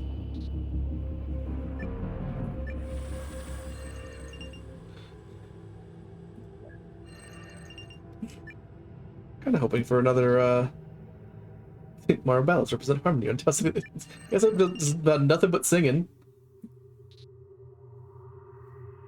So what if I just say down that longbows? I'm kind of hoping for another, evolutionary event at some point here.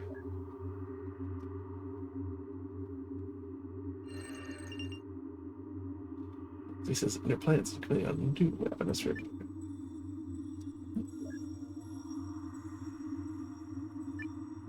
Oh, got a lens for the Mar. Oh, they turned into kingdoms. Interesting. Mandate of Heaven. Ah, that's why. In the region of Tau Ceti 3, the Smaro believe that their monarchs are chosen by the gods to rule over them. A powerful dynasty arises and establishes a celestial kingdom. It is told that the will of heaven can be revoked. The ruler displeases the gods. So they turn into China, essentially.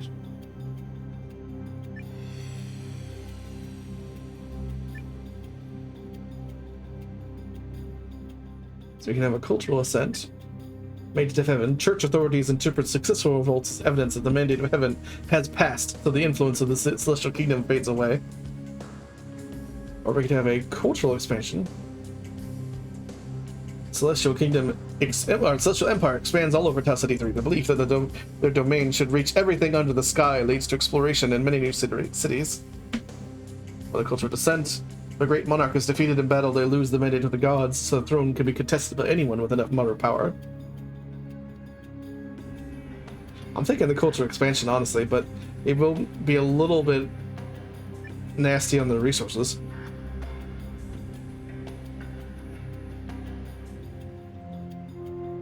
Maru power sounds like some anime robot stuff. Yeah, kinda. I mean, they are singing dinos. They're pretty much already there.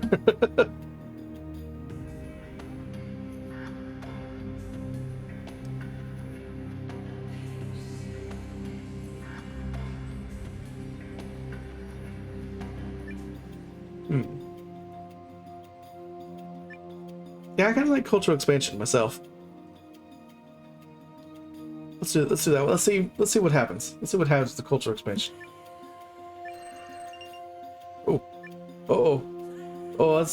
That's a very low number now. This may have been a bad idea.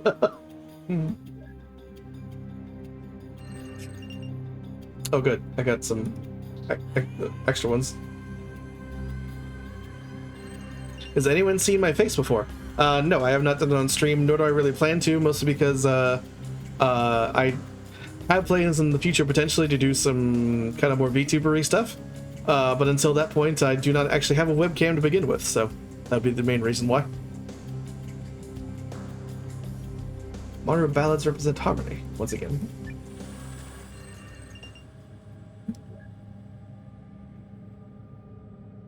Is there alien life elsewhere in the Regal system? Will it ever invade Regal 7? Generations of dead organisms turned into fossil fuels. Well, once again, fossil fuels on Alpha Centauri there. Oh, new technological age with a Kular. This must be, yeah, I was gonna say nuclear age. When rocket technology begins to take off, the race for space dominance among the emerging superpowers of Regal 7 is on. The threat of Kular extinction looms ever heavier on the horizon as they delve into the secrets of the atom. Meanwhile, in suburbia, the masses are unsure whether to be frightened or excited about the social upheaval about to shake up their notions of sexuality, drug use, and civil rights. Also, rock and roll could become a thing. I would say almost certainly with this particular set of people that we have here.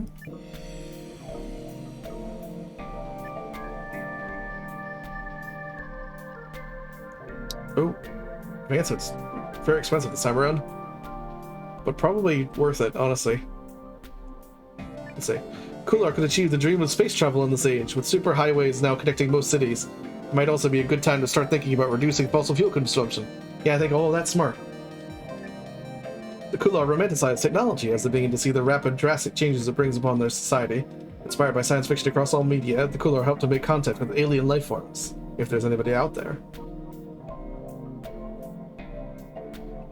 I'm thinking advancement's probably the smart move here. It's going to cost a lot, but they do need a little bit more resource boost in here. Y'all agree with that, or do you all think something else?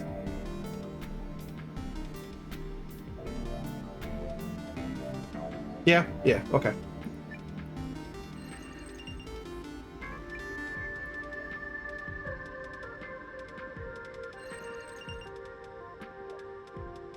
Nuclear age technology allows Kular to extract radioactive material and fossil fuels from the oceans of Eagle 7. Is there life after death? All excellent questions. My planet is destroyed. Ah! The Maru Celestial Empires. Uh-oh. Just constant threats of extinction. Swarming insects breed unnaturally fast on Tau Ceti 3. They gather together in huge swarms and target crops, animals, and Maru alike.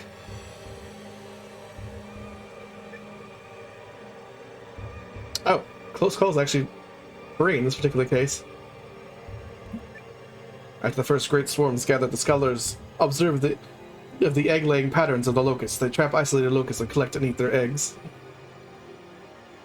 Those are big bugs eating dino dudes. Yeah, that's right. Yeah. Or just a lot of them. One of the two.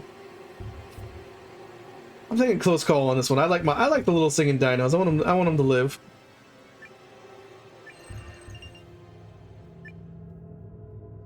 A delicacy among the Mara are tasty insect eggs and grilled locust hoppers. Swarm size remains under control. Mara rarely go hungry. Well, that's good because they're running out of resources anyway, so.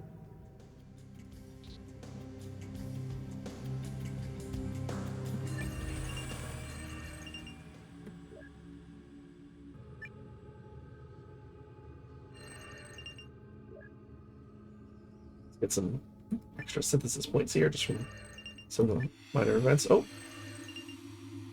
Yeah, I didn't realize you could actually just go and look at them. That's kind of cool.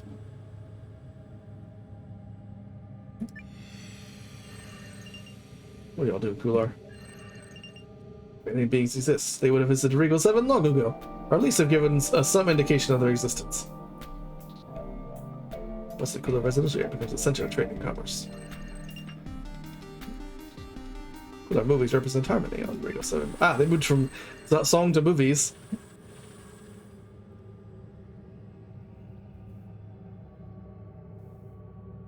He made the dad of the Trine. Yeah, pretty much. Uh-oh. Regal are building spaceships.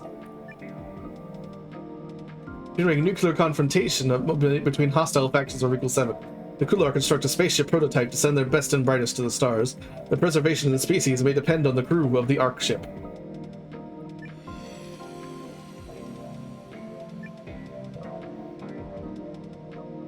Oh, okay. Signs of immediate nuclear conflict trigger multiple Ark projects. A race between the factions to build the biggest Ark ship commences. They travel as a fleet and move towards the Sirius system. One Ark ship is completed, but the crews begin a centuries-long flight towards the Sirius system with those on board hoping for a better and safer future.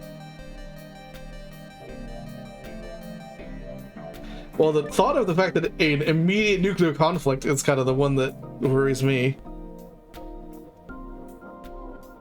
But, yeah, do we want him to send a lot of Ark? Yeah, kind of thinking that too. So do we want to just do a lot of arc ships, or do we want to just do the one arc ship and have it cost? Because that to me seems like the more reasonable decision here.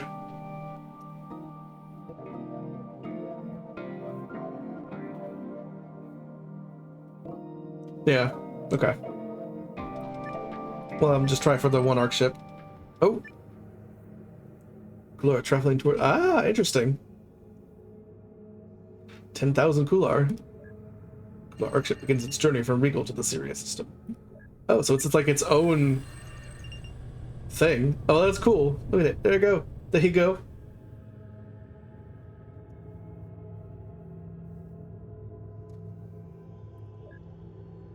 It's an unusual life form in the land region apart. Interesting. Okay. What's the Empire doing over here?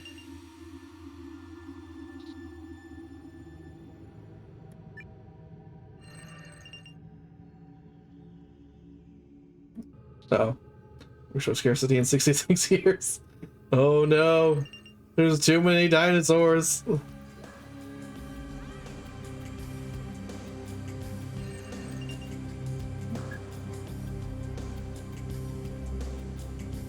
That's good. It's good that you're... Okay.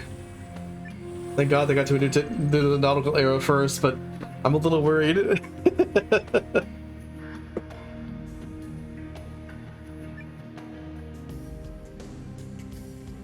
Modern develop vessels. Oh yeah, we were at this part. Oh no! Advancement's too expensive. No!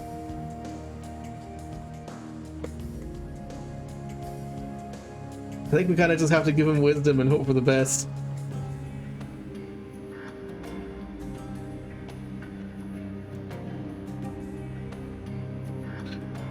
Unless you're thinking, Unless you're thinking power and we make the synthesis, what do you think?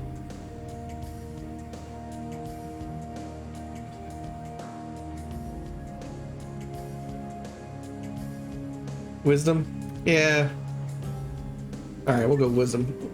They'll need to be wise if they're going to survive this.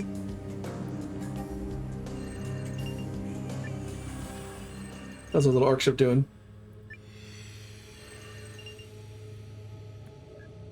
What discoveries await us in the Sirius system?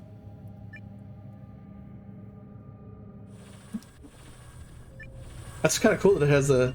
Uh-oh. Low depopulation on the cooler arc ship.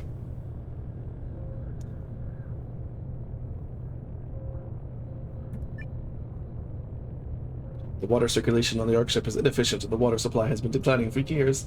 The cryo chambers and the crew are dependent on the ship's supply.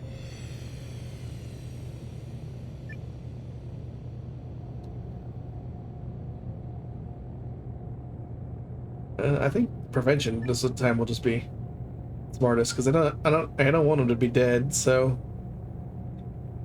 and 10,000 Kular is not a hell of a lot anyway. So, I think with prevention's probably the smartest move here.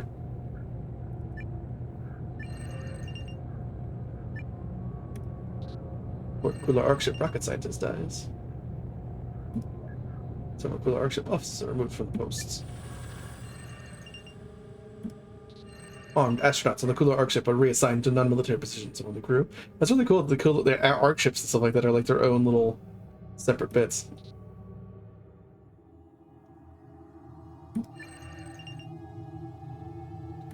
Let's see. What do you guys do? Uh-oh. 57 years now.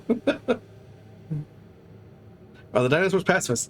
No, not really. They're basically, they have like a divine emperor ship. They're basically kind of like what, Middle Ages China was. They like believe in the mandate of heaven and stuff like that.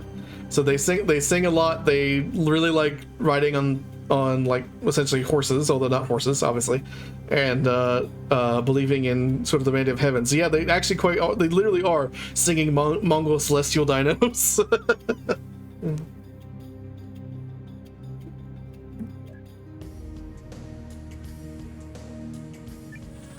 I have a feeling Armaro are going to be a little not so hot though pretty soon here. We're gonna have to really collect some synthesis if they think they're going to live. Oh, good. Landscapers established new resource management, so nothing's good. I might Make them survive a little bit longer.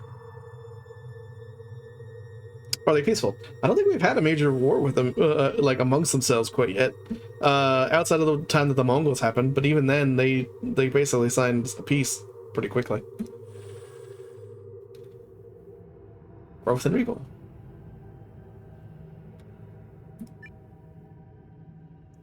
Chemical pesticides are developed to prevent crops from insects and prevent diseases.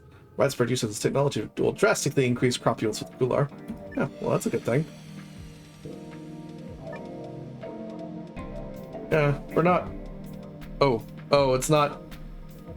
It doesn't decrease resource scarcity, it just decreases population growth.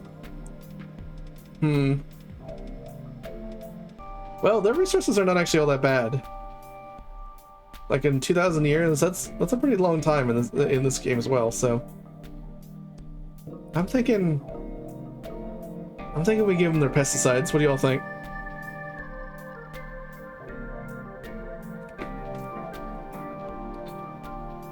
Make some more Kulars, especially if they're going into space and stuff like that.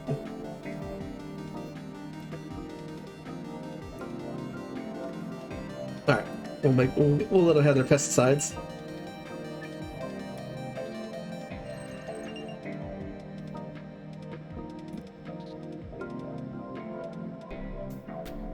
Why did the pigs go into nuclear war? I don't think they actually went into nuclear war quite yet. They threatened to. They had basically a threat of nuclear war because they're in the nuclear age, and that's the reason why they launched the Ark ship, was basically a possible preventative of that. But I don't think they actually have gone to war yet. Uh-oh, resource crisis, the thing we were all kind of worried about.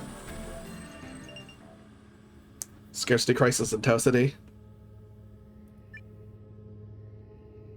Ore veins are becoming scarce in the Tau City system. The effects of ancient imperialism brought the modern civilization to a breaking point. While they are dealing with the resource scarcity, will the celestial assemblies find ways to prevent the complete exhaustion of the environment, or will they turn against each other?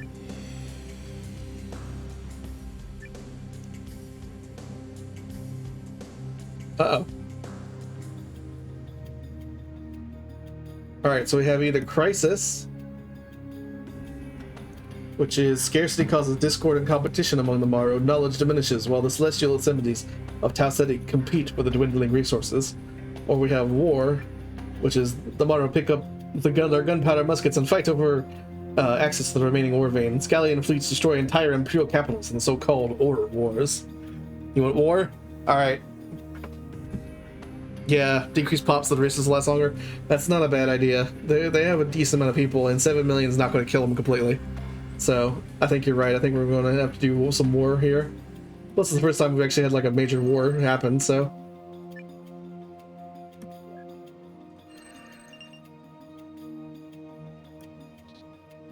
Majors. There you go.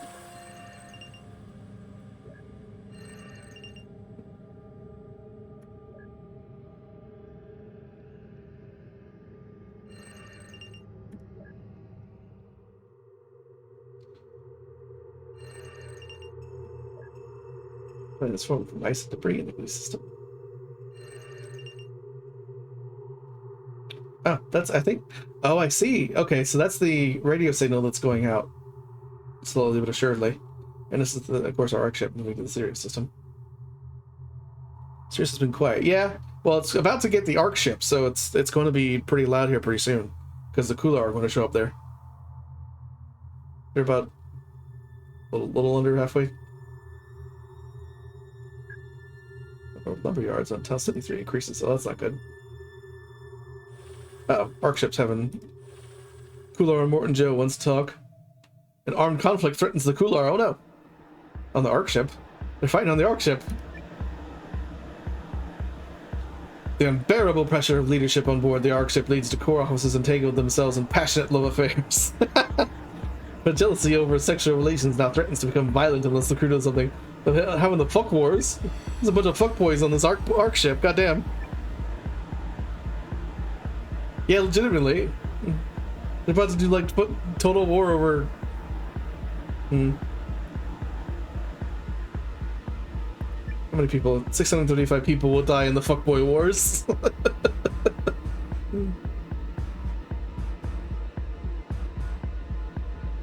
I still think just peace is going to be probably the best choice for this one, because I don't want these Cooler to die. I want them to actually reach Sirius. So I think I'm going to go for peace this time around. I know it's not very exciting, but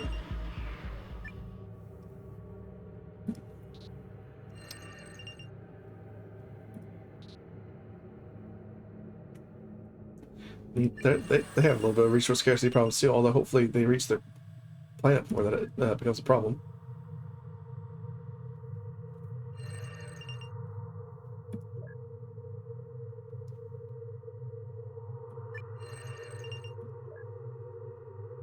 What are the Cooler up to over here?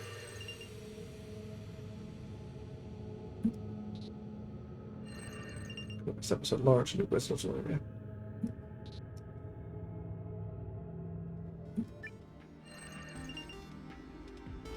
Doing exciting one, big brain. Alright, I mean, I'll try to give as big of a brain as possible.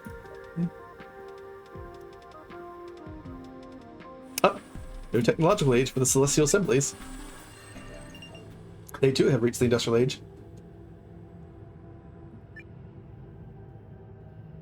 So electricity, yeah, we've only seen that part. Okay. So they really need. Hopefully, we have enough points to get them. Aha! Yes, good. Advancement, because they desperately need that. That's like not even a choice, unfortunately. They need advancement so they can get some more resources. No, it didn't even really help, did it? Damn it. Yeah, another resource crisis. Yeah, that's what I was afraid of. Scarcity crisis in the Tau City. Yeah, we've seen that before, unfortunately.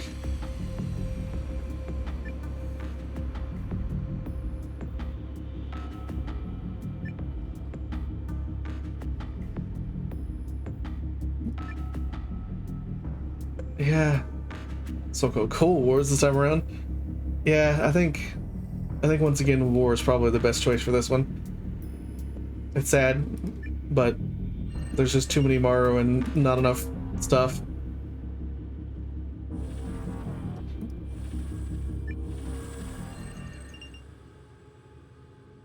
Enlightenment and Regal. Civil rights movement. Oh. Cooler have disenfranchised ethnic minorities and legalized racial discrimination against them. Resistance campaigns and grassroots protests against the scholar states are rising all over Regal 7, demanding the abolition of segregation laws and the end of structural racism.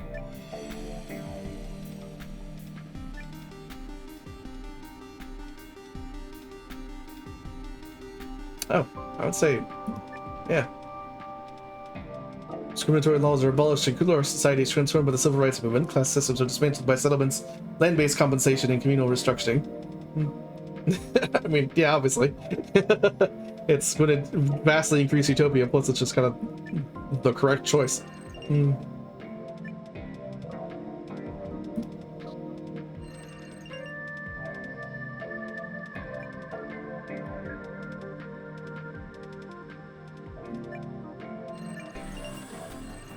How's our Arc ship doing? Still kind of juggling.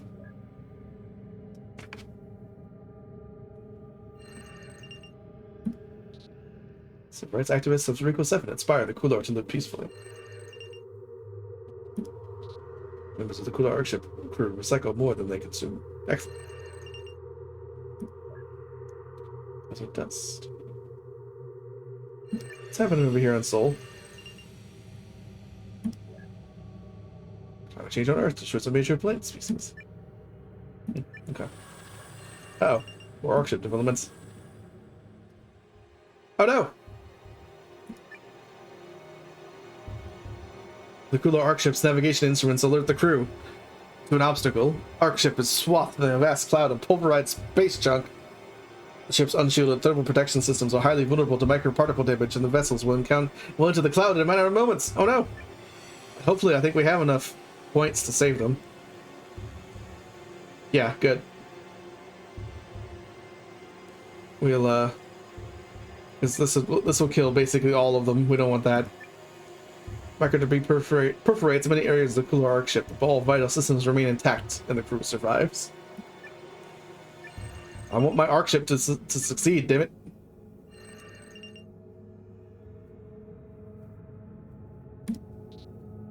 fit a section of their ship. Sanction? No. We want the Ark ship to survive because it's going to reach Sirius and it's going to have another little, like a little colony for the Coolars.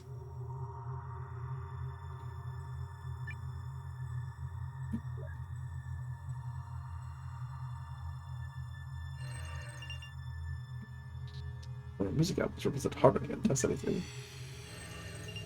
Oh, they're gonna have another like resource war pretty soon here. Large area stuff. The songs of the modern ever fade. Well, yeah, if you keep blowing up people because of coal fields. Yeah. They look like the props when they live. Well, I mean, look. Oh, jeez. To survive, the Monroe have to abandon their industrial areas and form small, self-contained communities. The fall of the Monroe celestial nations could lead to savagery and oppression. Collapse would be chaos and panic lead to the complete disintegration of the Monroe celestial nations. Will the Monroe take their simple rifles and obliterate each other, or will they find a more peaceful way to deal with societal collapse? Jeez. Okay, so like none of these are good. Burst of tyranny. I'm thinking rigorous. We have the points for it. I don't want them to like completely. Is it collapse? I don't know. I think regret. I see what you're going there because collapse will mean that hopefully we could choose some options that will allow them to be better at this. But says the pattern. You're not wrong. Yeah. Chance of total carnage.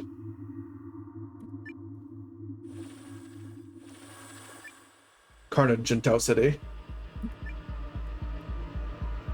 Coalfields are completely exhausted. The Monroe take their simple rifles to fight each other while the civilizations fall apart. Tank battalions move towards a final battle. The Monroe industrialists are drowning in blood. It's clear that the society is doomed to die. Will Tau City 3 recover from this ultimate massacre? I do not know.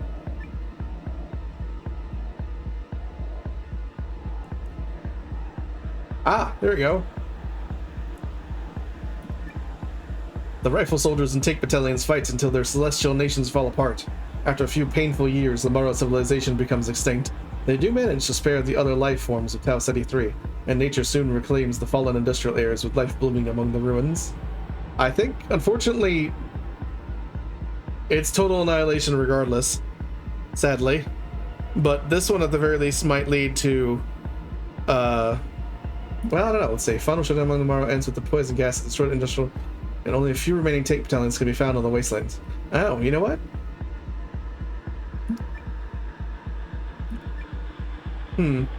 This might actually save some of them.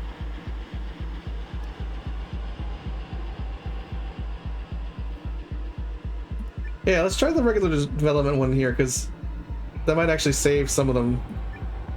Well, to say. Oh, no, sadly, no. And it was once inhabited by a species called the Monroe. Pour one out. Pour one out for our dino bros, because I think they just killed themselves.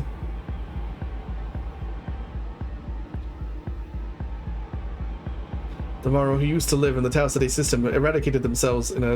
Is it only the right way to say eradicated?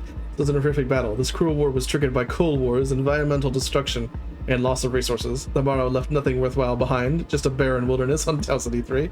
Well, damn. Huh.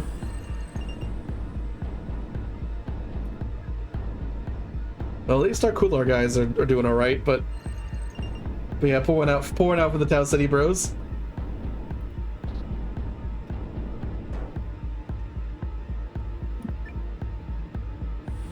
Oh, cooler developing again. Consumption of Regal. Cooler civilization needs more and more resources, so their use of oil rigs is rising fast. Those in charge of the oil rigs not only provide scholar communities and residential areas with riches, but they also gain a lot of influence.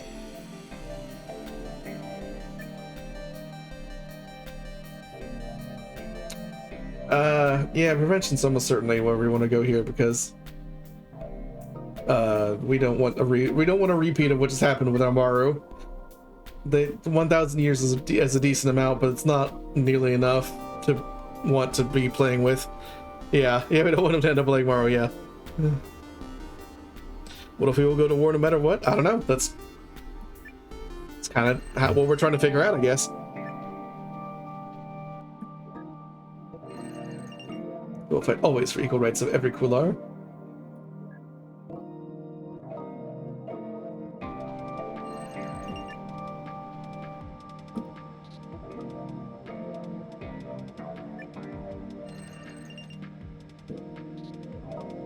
Remarkable nuclear scientists, widely circulated among the Kular. Let's see how our art bros are doing.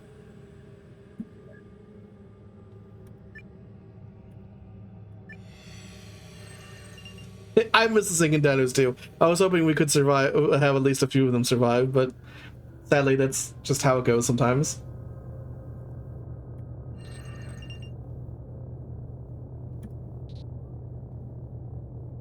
Support systems are optimized.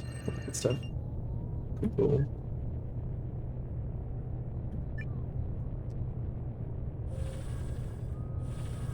The arc ship development. Kular power.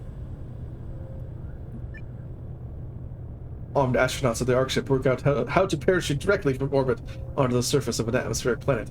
With these modifications, they can orbital drop onto an enemy from any location. Oh, but that's not how this works. It's supposed to go serious.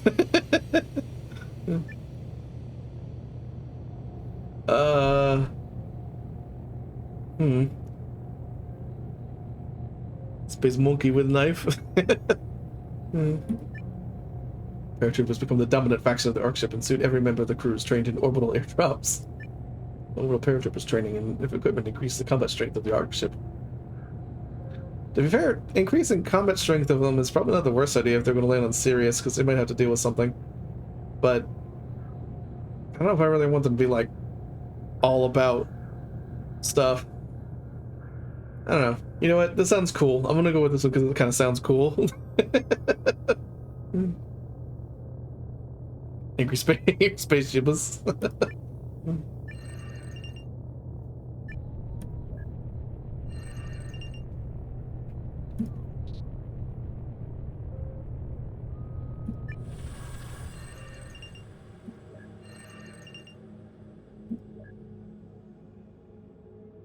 Oh, hey!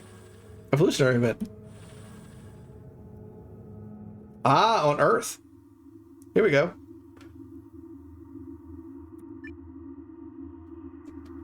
New life form on Earth started making simple tools and developed a rudimentary language.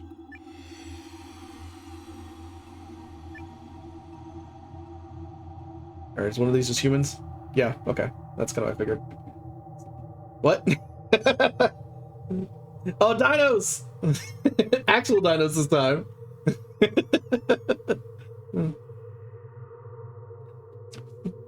I don't know. I think we kind of have to go with dinos, if only because we need one of these dinos to actually work. Damn it! We gotta make the singing dinos come back.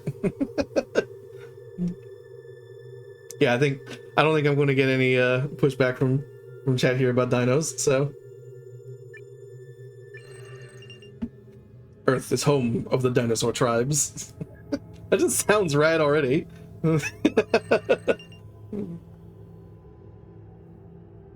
Life finds a way, you're right. Oh, our Kular boys are doing something.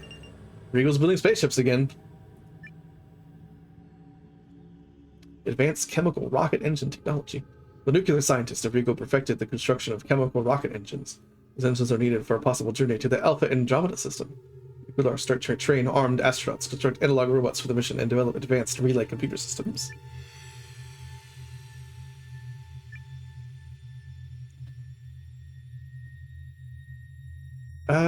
You know what? I think this time around I'm actually going to try for an epic project. Pokemons when we can't sing dinos. Yeah, fair. Yeah. Whoever controls the chemical rocket engine industry will control the Regal system. The Kular scholar community subsidizes engine projects in order to send a massive fleet of ships to the Alpha Andromeda system. Yeah, that sounds like a plan. The Kular ship fleet. Oh, wait, is that just all of them? Are they just all going? It's 1.6 billion. That's a lot of goddamn Kular. Hold on. Did they just leave? Oh no, no. Okay, the Regal Systems is 1.6 billion, and then the ship fleet. Did they just like chop it in half? I bet they just chopped it in half. Yep, they just chopped it in half. Okay. Let's call it Captain Have the Wisdom to get this one. Oh.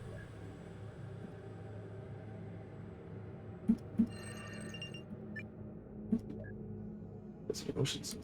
Oh, this one's not. Oh, I think that's a bug. Oh wait, no. Wait, oh, yeah, there you go.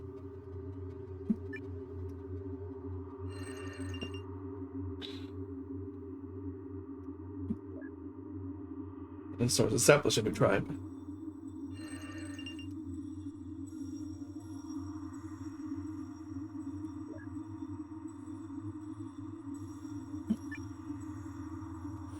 Oh, ship fleet. Kular growth. The crew was experimenting with growing plants from Rico 7 in the zero-gravity environments of the ship fleet. If successful, they will be able to feed a much larger population. Well, there's only 1.6 billion of you all. What do you... I'm thinking kind of regular development on this one, because they already have racial scarcity in 88 years. I don't think we really need to do too many crazy things here. Might even want to do dead end, so that way there's no growth at all. Is the game okay? I'm actually quite enjoying this. I don't know about you all if you're enjoying watching me play it, but so far this has been fun. Yeah, it's definitely a lot more choices and stuff like that than I was actually kind of expecting. Yeah, so I'm giving it a thumbs up so far. Is it worth $20? I would say that's kind of up to you. I mean, it's one of those things where I'm not sad that I bought it, but yeah, so far it's fun.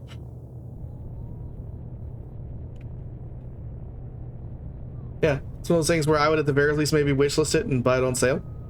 I don't know.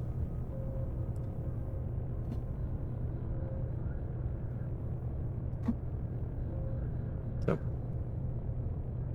I think I want to go dead end with this one because, like I said, I don't necessarily think I want to count them getting too big here. Plus, the points actually will help a lot. And I could do this too, in which case they'll already grow a little bit. There you go.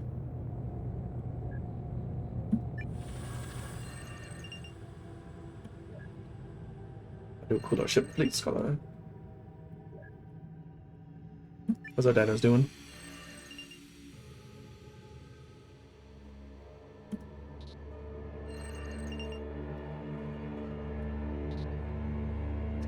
Dinosaur club builders? Oh no, not the clubs.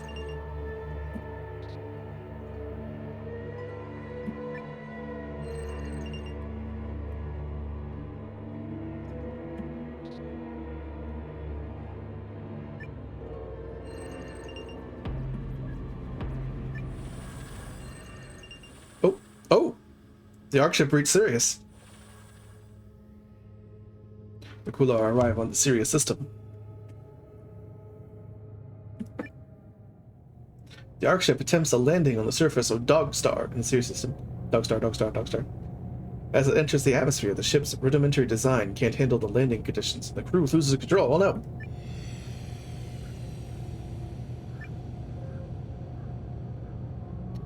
Ooh. I do like the idea of perfect success. It's a lot of good stuff. The crew survives the crash, and they quickly build a functional base out of the wreckage. The Kular flourish in their new home on Dogstar. Trouble development is the panicked crew flee from the collapsing ship, unable to leave the Sirius system. The remaining Kular attempt to survive in the wilderness using scattered pieces of salvaged equipment. No, I think I actually want them to succeed here. So let's have them do a perfect success. And there you have it. Dogstar is inhabited by Kular colonists.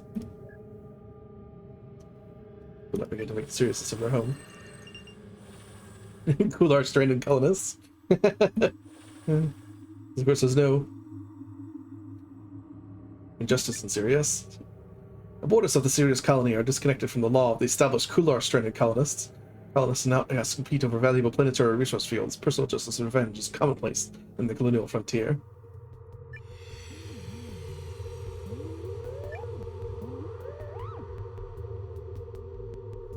Let's see what the things we got here.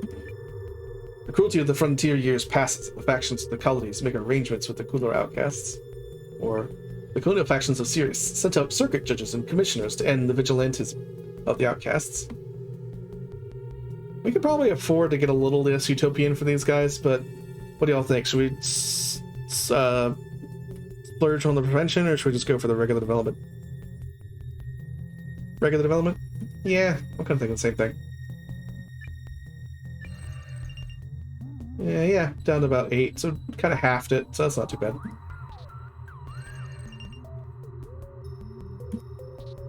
Increased growth because they have a ton of resources, jeez.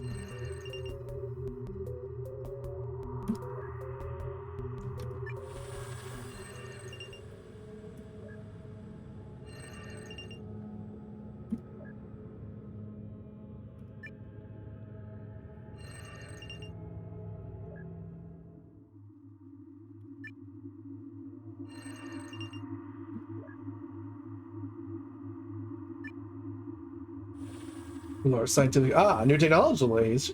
They've gotten out of the nuclear and now they're in the digital age.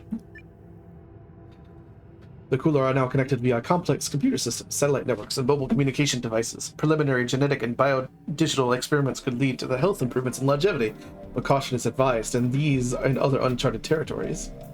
Culturally, the Cooler may be confronted with techno raves, massively multiplayer online games, and civil rights 2.0 in the digital age.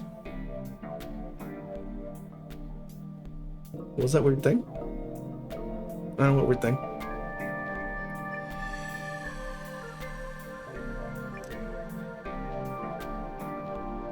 The digital age. So we have the option of Cooler over Regal 7 have unprecedented access to information thanks to the internet. With processing power to spare, they may launch a coordinated search for intelligent life in the galaxy, or try to find cures for their deadliest diseases. You think wisdom? Okay, well, let me read the advancement one first. Cooler continue their exploration of space with a renewed vigor, navigating the pitfalls of mass consumerism. City planners explore possibilities for genetically modified crops that are safe to eat and also sustainable for farmers and the environment. Got games on Cooler? Yeah, yep. Games on Cooler now. I think I agree. I think wisdom probably is the smart one here, especially considering we're still the scholar communities over here, so wisdom seems the most appropriate for that. Scholar groups.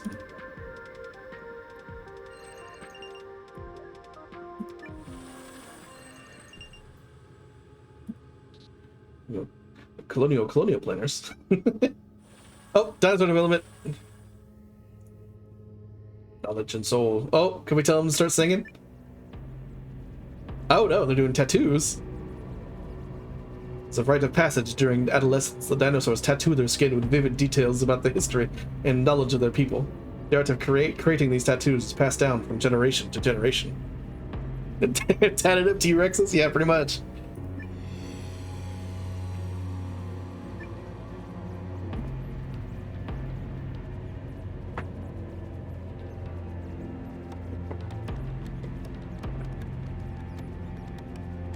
What do we think? Painting and wearing story tattoos are among the highest honors of the dinosaurs. Within a few generations, everybody is completely covering with the sacred images that vastly expand the society's awareness. Yeah, I think pillars. Tatted up the T-Rexes, I agree. I think this is a smart move here.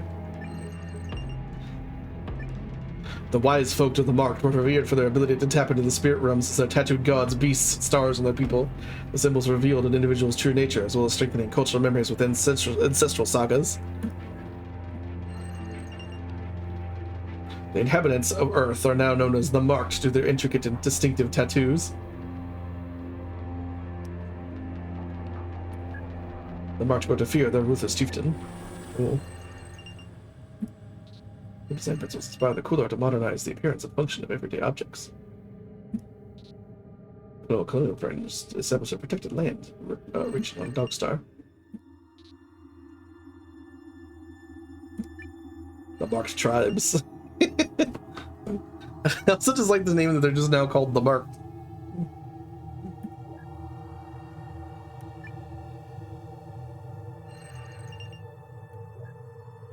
defend ourselves against alien invasion. Well, there isn't any, because the last one that could potentially have invaded y'all blew themselves up instead.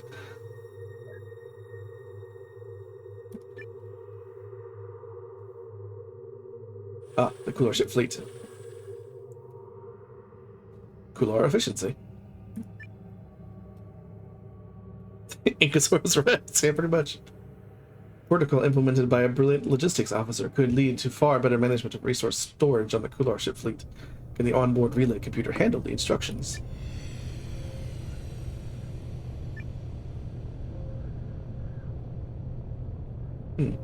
Alright.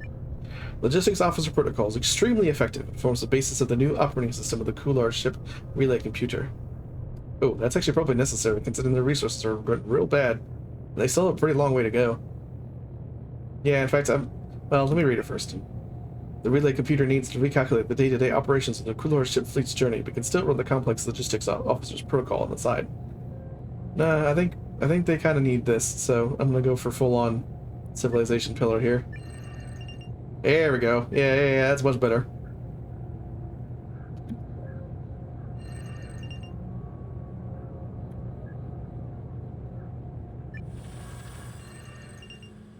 Oh, the marked tribes, new technological age. The marked reached the Bronze Age.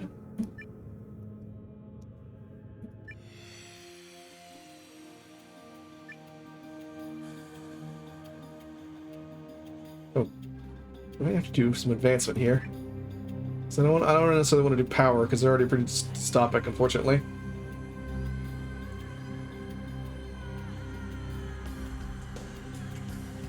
So we'll do some advancement on this. New technologies and tools allow the mark to explore new areas, preserve the natural resources, and develop early infrastructure.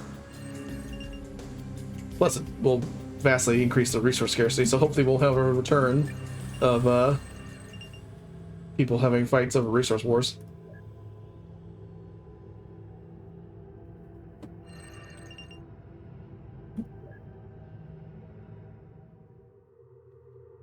We're going to play Halo Infinite when it comes out. Is it only... I assume it's coming on a PC as well as on Xbox, correct?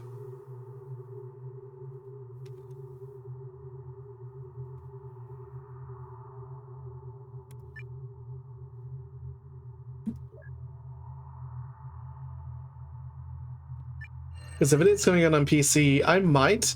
I'm not a huge Halo person, but it's one of those things where I know a few people that are.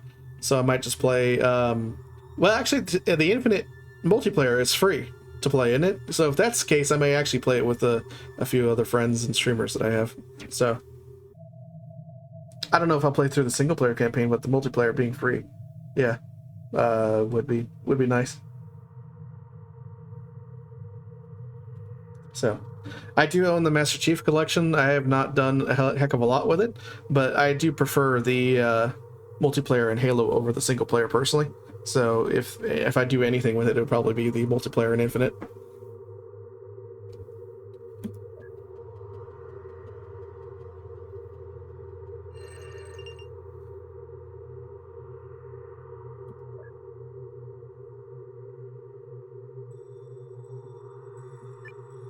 Oh, stranded colonists. These are the ones on the Dog Star.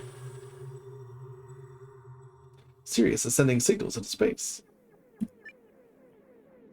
Isolated in space, the Kular colonists long for contact with others. The lone colonial scientist is using the colony communication system to send out a status update about life in the Sirius system to the stars.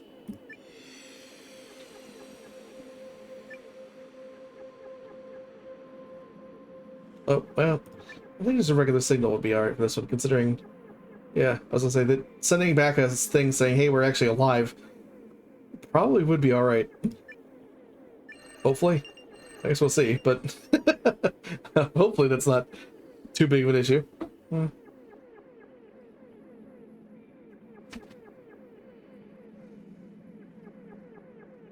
Get a bit of dinos. No, it's pointed right at the Regal system, as you can see. Yeah, this is the older this is jazz music being sent off towards Tau City, which unfortunately is not going to matter anymore. And this is the return signal that they just sent out. This little bar here. So. Can we build a thriving civilization here in the Sirius system? Let's see what the dinos are up to. Bronze Age technology provides the marked access to minerals. The marked compose an epic poem recounting the history. Oh, ship fleets. Oh, the fleet did in the digital age. That's interesting. As processing power and digital storage constantly double in the capacity, there's a revolutionary shift in the way information is accessed and shared. The crew of the ship fleet are now connected via complex computer systems and mobile communication devices, boosting their productivity at the touch of a button. All cooler knowledge can be obtained. Working on vacuum tubes, yeah, pretty much. It seemed like because the individual ships have their own, basically. I mean, they're essentially different civilizations. So they left when it was in the nuclear age still. So they were basically running off of, I guess, like basically, yeah, like 1950s Fallout technology, I guess. So vacuum tubes and all sorts of other fancy shit. But now they're actually working off of microprocessors. The ones on the Dog Star, I think, are still in nuclear age because they don't think they've ever actually they haven't advanced yet. I don't think.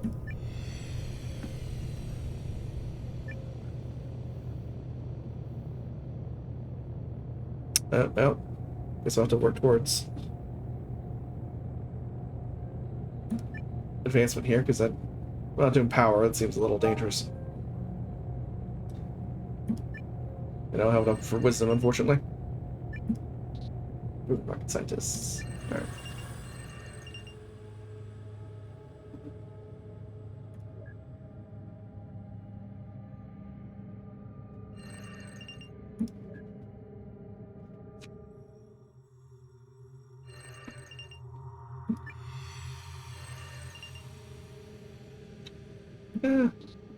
Let's increase, yeah. Yeah, say the Sirius system, the Dog Star, with the colonists on it, still's in the nuclear age over here. A little status message was sent towards the Deregula in the early days of the colony. A rogue colonial scientist broadcast a signal without the consent of the other colonists. Oh, I didn't read that part into it. That's a little unfortunate. hopefully there's nothing bad on that message, otherwise that could be a problem.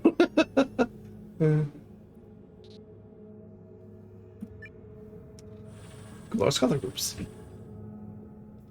Can I check tab set it? Yeah, I can do that in just a second. Oh, depopulation in Regal. Kular share media with the primary purpose of sexual arousal on their global computer networks. Uh-oh, there's too much porn. Some figure that the immediacy of access to sexual stimulation can lead to addiction, cultural deprivation, and social seclusion. But is this the only possible outcome?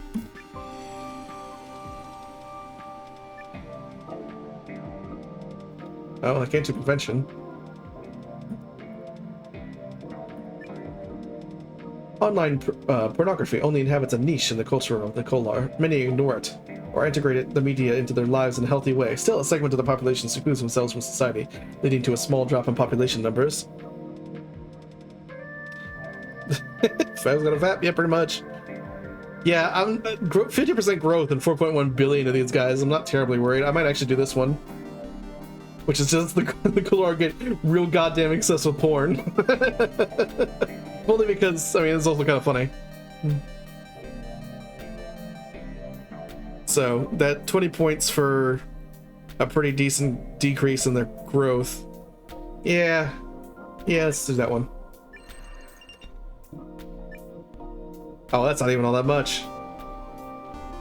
Kular become obsessed with online pornography. They spent most of their time consuming sexually arousing media alone and were not interested in procreation acts with other members of their species anymore.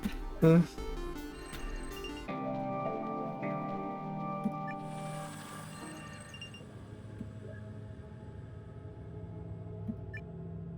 of wondering if this is tagged to only ever give you two like actual civilizations. Like, because every single time we had one die, that's when we had the next evolution set up. If so, I kind of hope that's something that you can change, but not from the previous show. Yeah, that's kind of what I was thinking too. Yeah, it seemed like there was a possibility of having more. Maybe we've just been hella unlucky. I don't know, but Kular ship fleet signals from space. Oh yeah, right. Oh, that's interesting. So this actually the ship fleet's going to get the signals from space before the actual home planet does. The Kular are receiving alien signals. After drifting through space for centuries without any sign of other life, some of the crew members experience deep despair. When the ship fleet picks up the colonial status message from the Kular civilization, the crew who receive it regard it as the divine message. Uh-oh. Oh, that's... Uh-oh. That's not good.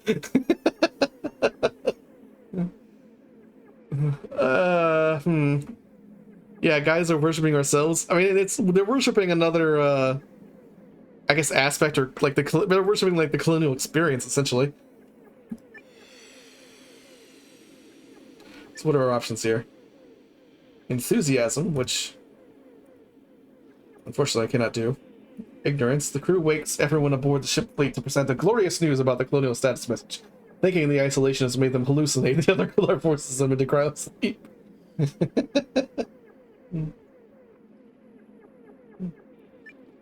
Hostility. The spiritual obsession with the colonial message turns the crew into fanatics. Rocket scientists try to decipher the meaning, but this is branded as a sacrilegious act, and the Kular ship fleet is on the brink of a holy war.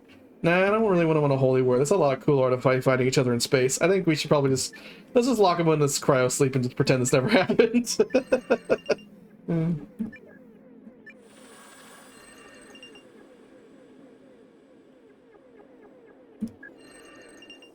Relay Computer Network is testing the functionality of the atomic launcher systems.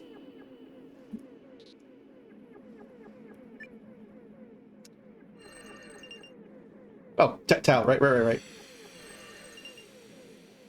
And it was once inhabited by a species called Amaro. Tau said the yellow dwarf stars are it's yeah, just a barren wilderness. What's this button do? Oh, just apparently. Oh, next planet. Ah, interesting. Okay. I don't know why you would actually eat that, but kind of cool. Do I like wrestling? Yeah. Yeah, I do my wrestling streams, and you know that. So yeah, no, I quite like wrestling. I don't necessarily watch WWE as much anymore, but it's one of those things where I do watch other wrestling programs. So.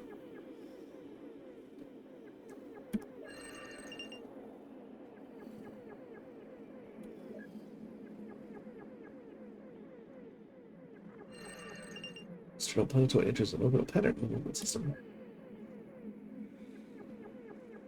Do I watch New Japan? Yeah. Not like super regularly, but I do watch it. And ditto for AEW. It's one of those things where I don't watch it like every single week, but I do watch it. Oh, we have developments in the dinosaurs, or the marked as they are. Ah, they had another one. They had this one, which was the continuous developments within sedentary horticultural communities. More and more beautiful garden complexes are constructed all around Earth. There is increased interest in the physical and mental well-being that gardens can offer. The marked.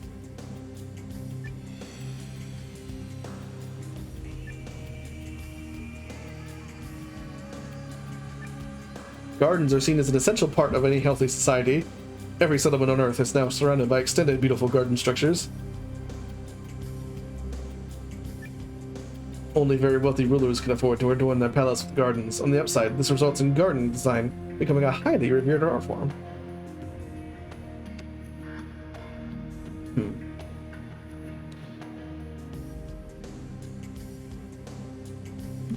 I think I want to do a civilization pillar, if only because I do kind of like the idea of garden dinos. Plus, it's one of those things where they are, once again, scarcity is kind of a concern. The old cities of Earth were surrounded by large, lush gardens full of ornamental trees and plants. Specialized horticulturalists attended everything with care and kept records of their efforts, and led to the conservation of countless plant species for many generations to come. Yeah, that went from 900 to 3,900 years in terms of scarcity, so that was definitely worth it.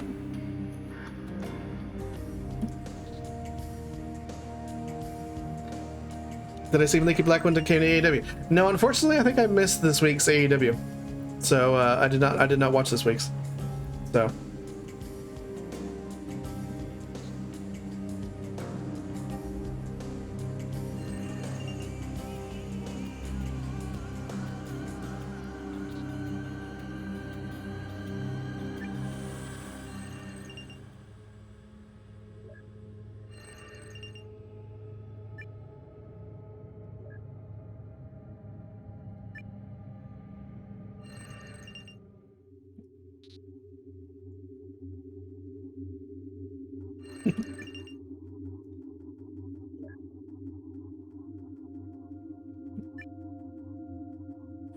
Uh-oh.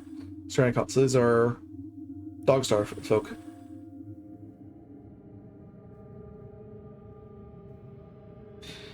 Yeah, I was kind of thinking that too, because it's that's what I was trying to do. A lot of them is I figured if I hit enough of those little points on the planets, that eventually it would be one of those things where you're right. You would think that it would increase the chance of some sort of evolutionary event. Doesn't appear to be, but maybe I don't know. Maybe we're just getting unlucky. Like I said, enlightenment on Sirius. The Kular colony is full of hope and passion for building a better world. The engineers among the colonists argue for decades over how to shape this new world into a paradise for every Kular. Well, that's a good thing to think about, I guess. The pioneer spirit of the colonists inspire the social engineers of the Kular to lay down a new way to build a just future. Some of their ideas are very progressive and inspire the entire colony, but they also fail to question more problematic approaches to building a new society. I think we can just kind of be super progressive here. Why not? This kind of fits what the Kular are all about so far. Even these guys who I think left before they had their big progressive shift.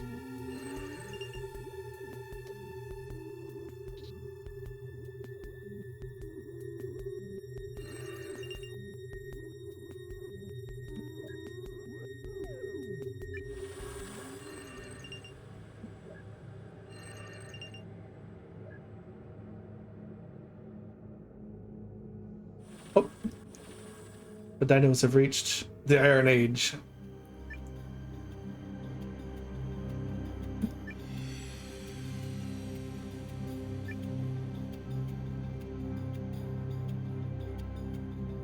I think advancement still is probably smart for them because that just kind of fits their whole deal here, which is like, you know, let's work towards greater development of the planet.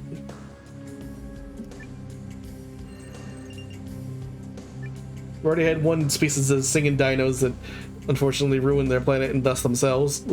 We'll make these guys into green dinos.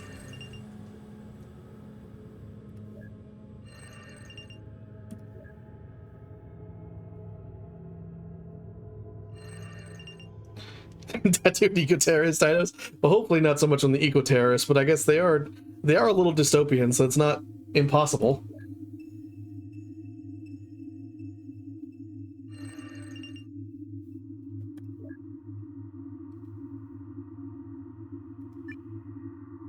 Oh, well, this is our home territory now.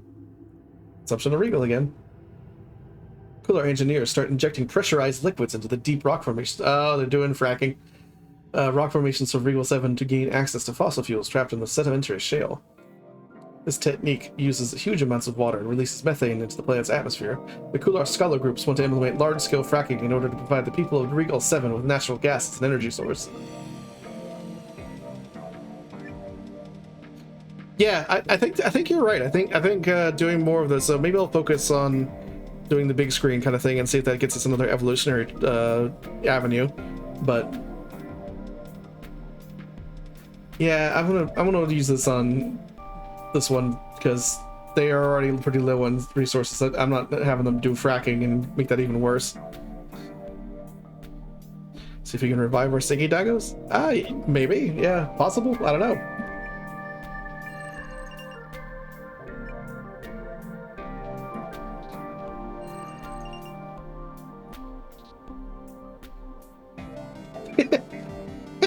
The Kular enjoy an enchanting new style of digital pornography. Ah, yes.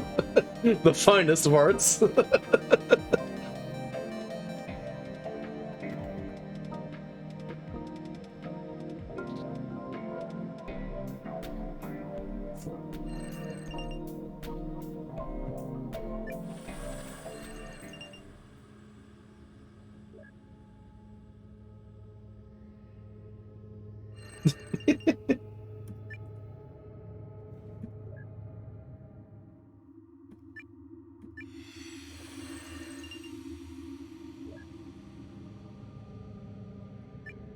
Oh, your technological age for the Kular have reached the Cyber Age.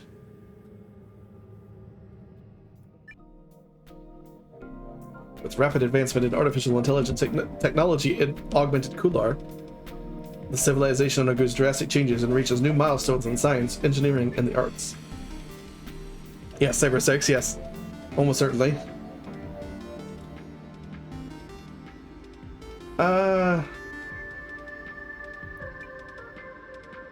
Crossing into the realm of AI, Kular now have the ability to vastly improve their society and facilitate communications with faraway beings. However, new technologies present great risks as well, so a little extra wisdom couldn't hurt.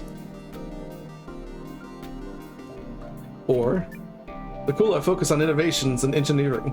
This includes finding the balance between consumption and resource preservation, advancing the infrastructure of their mega cities, and exploring the galaxy beyond Regal. What do y'all think? Want to do advancement or wisdom in this particular case?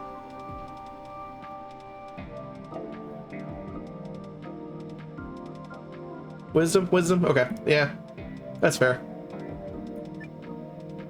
It probably pays to be wise during an age of AIs and such.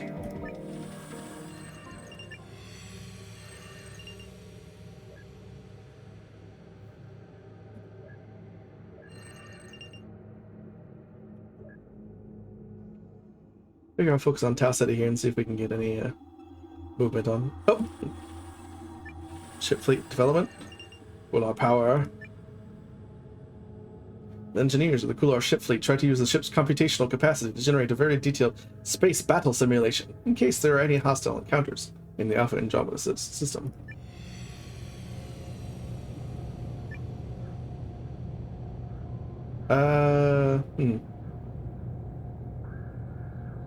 Honestly, absolute power probably wouldn't be a terrible one with. Do you think a regular? Well, I kind of want the synthesis from absolute power here.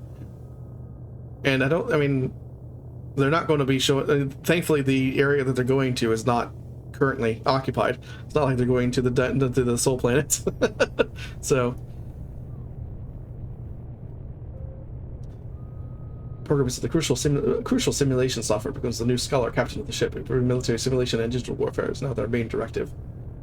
Yeah, I kind of want the. Just again, I said this is still. Yeah, well, like I said, that's the thing, is the absolute power actually gets me even more. So, I think I'm going to go with that one.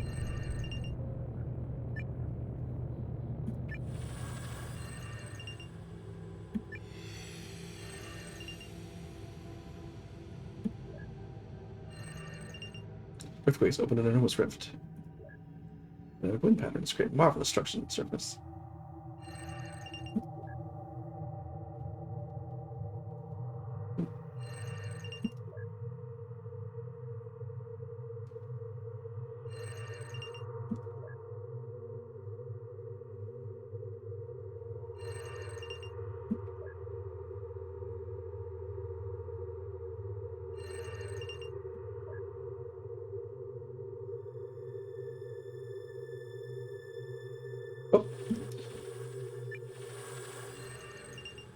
Paradigm shift in Sirius. Sirius colonists are forming a new belief system. A long journey towards their new home and the transformative first years of the colony inspire the Kular to adopt a new faith.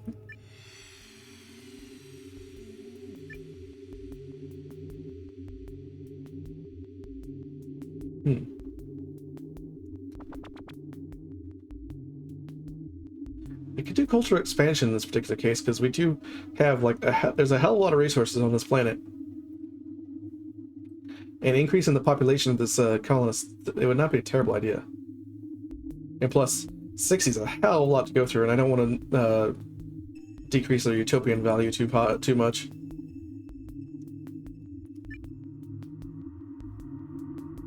A deep adoration of the crew of the Ark ship forms into a new religion.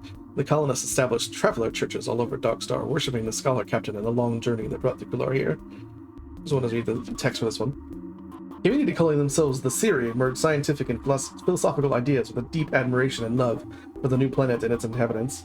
The colonists of the Siri system follow this faith to a new era. Or, a cult is mystifying the society of Regal 7. Oh, that's incorrect. Incorrect place, but okay. And people start worshipping glorified effigies of their ancestors. The radical followers of the Regalarians infiltrate the colonial soldiers and factions of the colony. Oh, no, I see. Okay, no, I read that wrong. Mystifying the society. Okay, so they're not mystifying Regal 7 society, they're mystifying the society that exists on Regal 7. Okay, that makes much more sense. That's a weird way to word that, but it makes much more sense now. Yeah, I think I'm gonna go with cultural expansion on this one.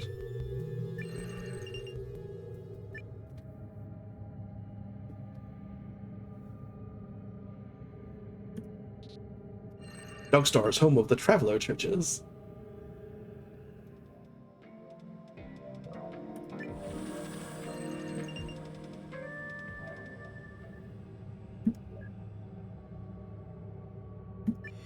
Alright, I'll keep at it in Tau City, especially considering this still gets a synthesis. So, and see if any of this actually will allow us to bring back singing dinos.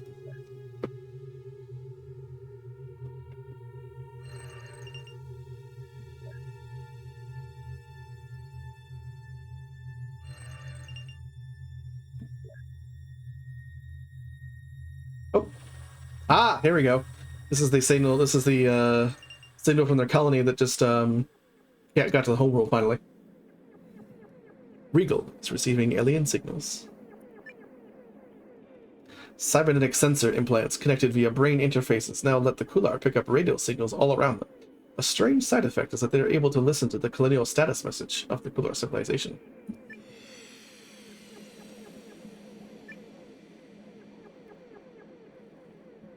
So does enthusiasm for this too.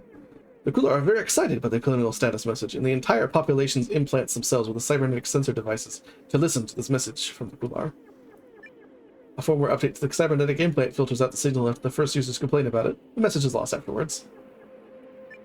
The colonial status message is projected directly into the brains of the implant users, and its strange content leads to a wave of psychotic breakdown among the Kular.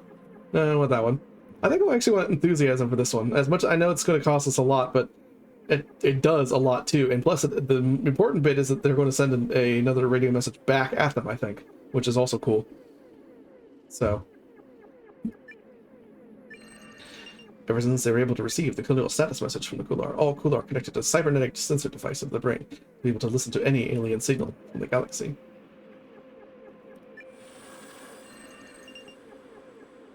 Oh, did they not send one back? Oh, I thought that's what that kind of meant. Okay, maybe not.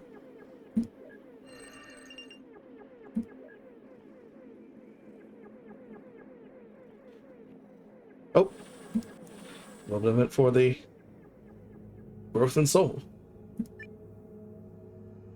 Simple naval exploration. Having reached far-flung shores on ocean-going vessels, marked sailors begin to settle on distant colonies or continents. Trade routes open up between these remote colonies and their homelands, bringing exotic goods to markets hungry for new products.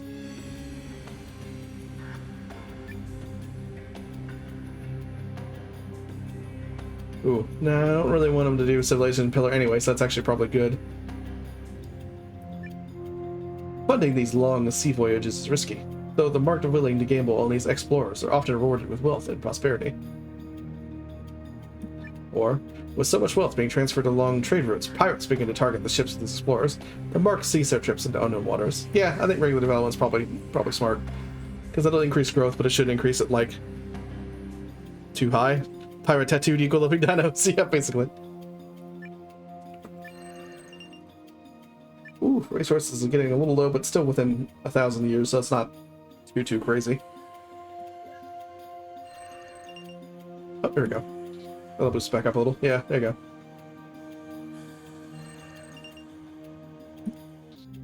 Ah, good. That boosted up too.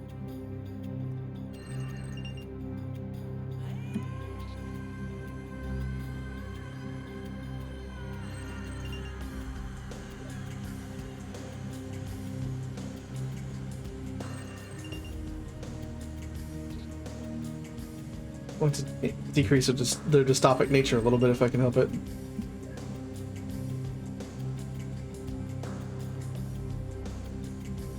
Oh, ship fleet.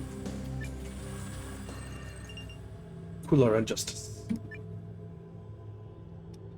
What didn't sing? I mean, they're tattooed up, cool, like eco dinos. But yeah, you're right. Singing dinos still. I'm sad. I'm still just F in chat for singing dinos. I know we did it already, but I think if cruel officers brought themselves in positions of power on the Kular ship fleet and used their authority to torment the weakest of the crew, nobody gets killed. But daily life aboard the ship will become horrible if this is allowed to continue.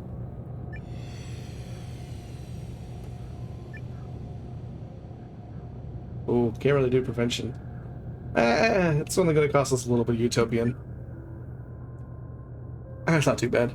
Officers cannot risk being open about the cruel games they play with the crew, but they manage to implement many hidden methods to torture and manipulate the unlucky ones aboard the Kular ship fleets. Well, that kind of sucks, but... Many of chat. But yeah. Like I said, I'll have to just bite that bullet, I think.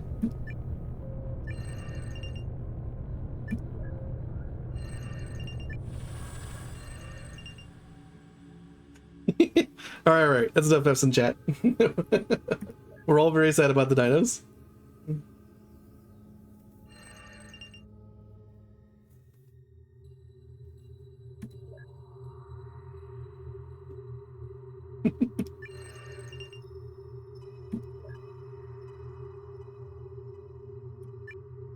Oh. The cooler reaches the solar age. Oh.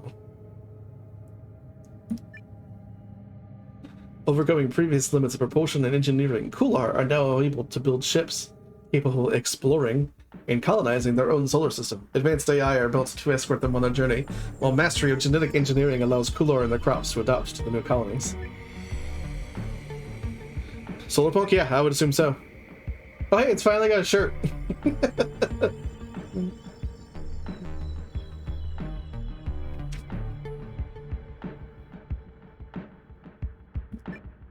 Techniques are developed to allow terraforming and colony construction in even the harshest environment in the Reba system.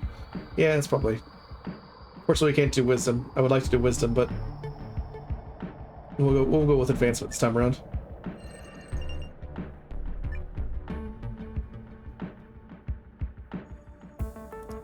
Do you want me to stop? Yeah, stop the apps in chat for right now. We're good on those. Oh.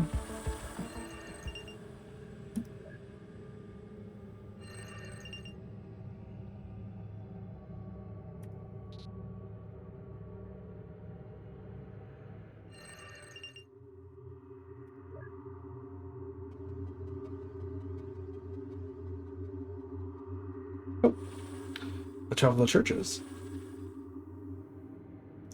Uh-oh. Well, this is interesting. Serious now. Well, the colony is building spaceships. So the the travelers are building their own Ark ship again. They got here in an Ark ship and they're like, I don't know, maybe we should build an Ark ship.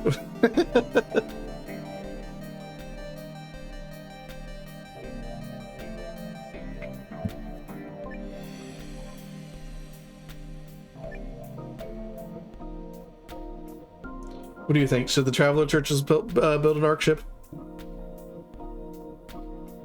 Where are they sending it to? That's actually a good point. Uh-oh. Oh, this is going to be interesting. They want to go to the Alpha Andromeda system too. Huh. You know what? I kind of want to see what happens when both of them show up on the same planet. So I might just do this as just a... Huh. Irregular? Yeah. I don't want to do Epic Project because I don't want them to waste too many of their population on this because I'm almost certain it'll end badly. But a regular development might be interesting.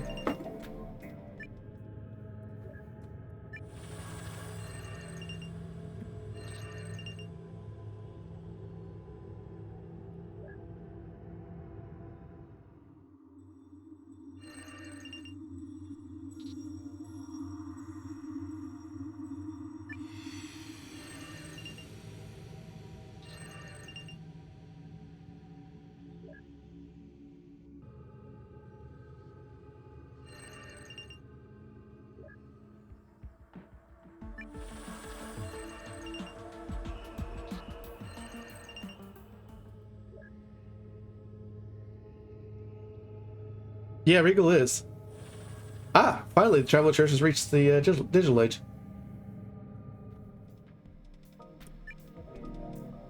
The Travelers are now connected via complex computer systems.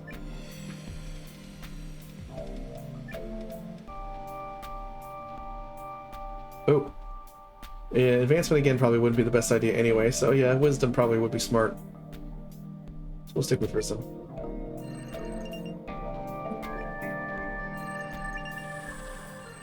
How's our dinos doing?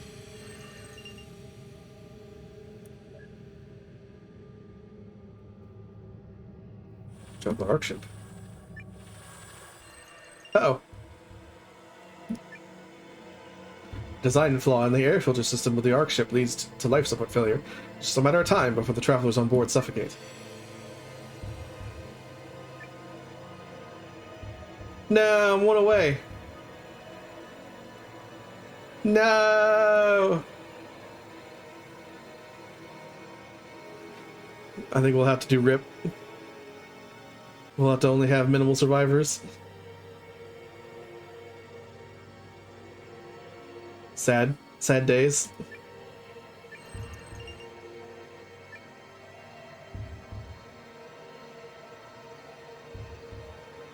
Nah, I want these guys to live, so it's, but yeah, now it's just 500 Kular on this coffin ship now, basically. Get the points? Yeah, you were wrong, but it's one of those things where I can get the points elsewhere. We'll make it work out.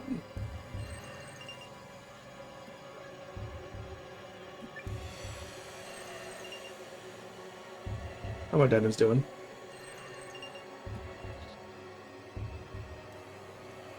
Oh wait, beautiful ballads are shared among the marked on Earth. They're doing some singing. Not a lot, but they're singing a little.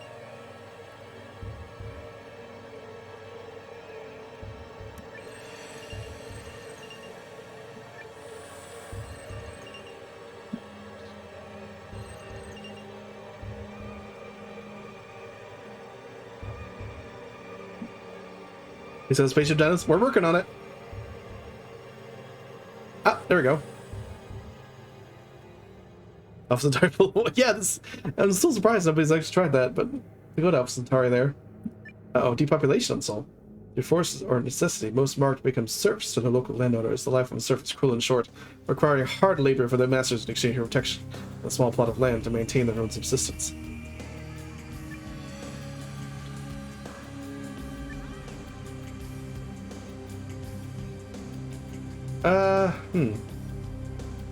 Depopulation actually might not be a bad idea considering the resource scarcity.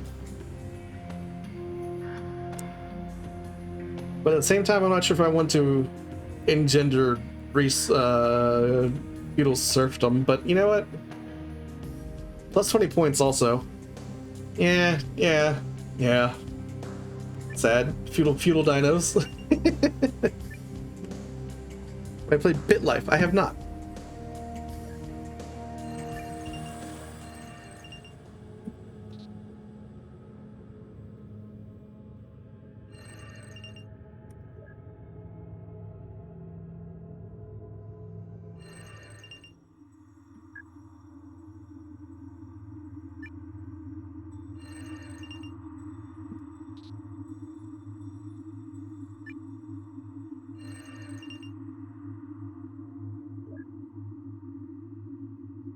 Well, the lights in our sky go dark one day.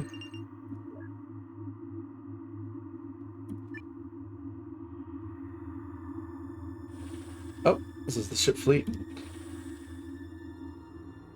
Full of knowledge. Shoot, it's free and it's a lot like this. Huh, okay. Fair enough. I'll look it up. Only the best and brightest are selected for the Kular ship fleet mission. Over the many years of travel, they will attempt to pass the wisdom down to the next generations. The crew should eventually be composed of young geniuses, eager to learn the secrets of the universe. Huh. Most terrible idea I've ever heard. Science is the main objective. I kind of like that. First, spaceborne generation excels at cognitive processing tasks, and they educate their offspring in turn, ensuring even more brilliant rocket scientists to navigate the Kular ship fleet. Yeah, it's pretty cheap, and honestly, tech is always a good thing, so...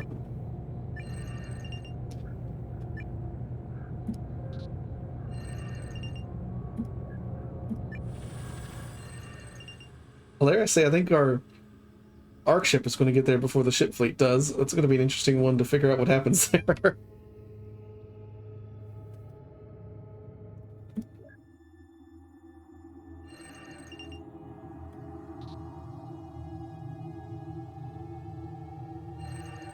Where the dips happens. Yeah, we're it's the difference though is it's 500 people versus 1.2 billion. I think 1.2 billion is going to get the rule of dibs regardless of who was there actually first, but we'll see.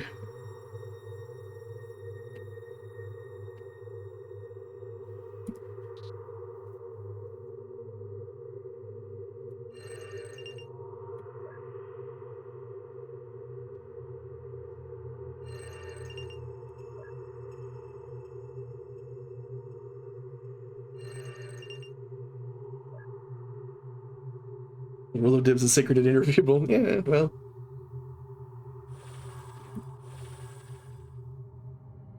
Oh, there goes building more spaceships. Speculating on massive profits and power in the distant future, the factions of the Regal system start to outfit an interstellar expedition with the mission of establishing a permanent colony in the Gliese system. Ah, that's going to be interesting, because that's one of the ones that,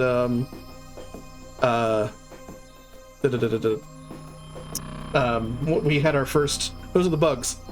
The bugs were on the Gliese. So they might find something about the, bugs that lived only for a couple years.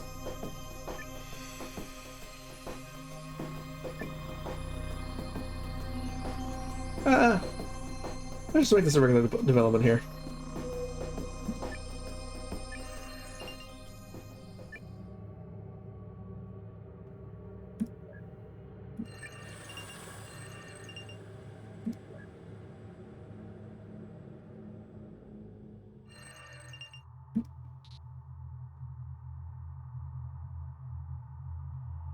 Oh.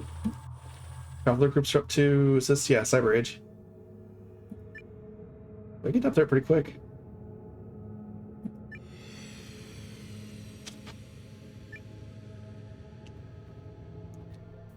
Oh. The resource scarcity kind of worries me, though. Might have to spend the money on getting advancement.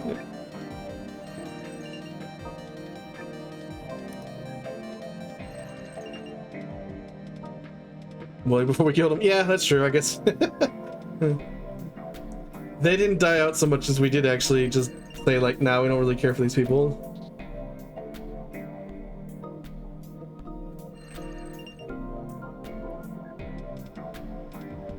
Spooky Space Bug gets the Space Slipper. Yeah, pretty much.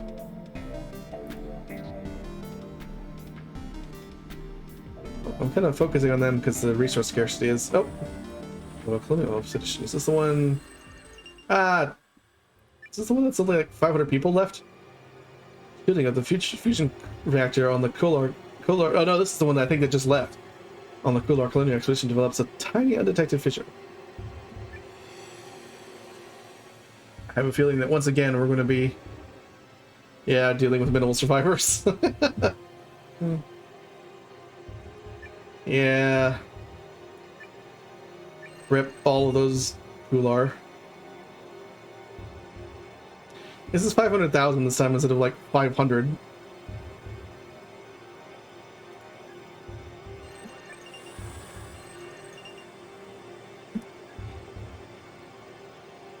Who's building these ships? Yeah, that's a good point actually. Although this one actually was from a different place. This ship was from the Scala Dominions, whereas the last one we had a problem with was actually the Traveler Conglomerates. So, which just changed their name, actually.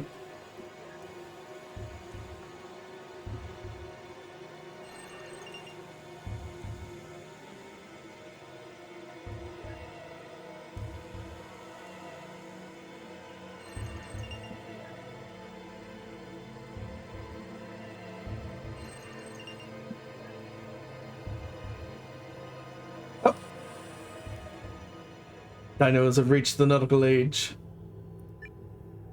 Yar.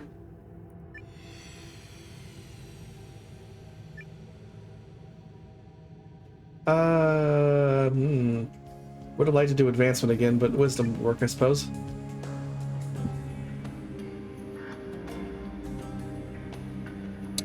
Although, no, you know what? Actually, I want to do power this time around because I kind of need the synthesis points if they're going to have any other problems.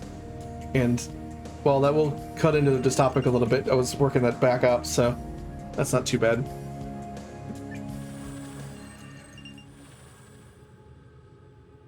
Daniels of the Caribbean, yeah, pretty much. Oh, here's the Ark ship. Armed conflict threatens the traveler. There's like 500 of you. What do you...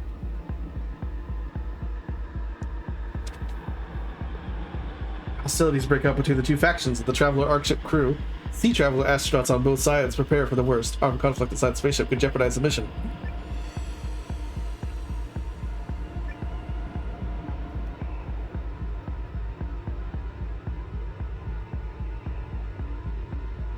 Yeah, there's like 368 of you left. There's not enough really for you to actually be like completely murdering each other. Yeah, let's just peace, because I don't want you. I want you surviving there if at all possible. I don't know if it's possible at this point, but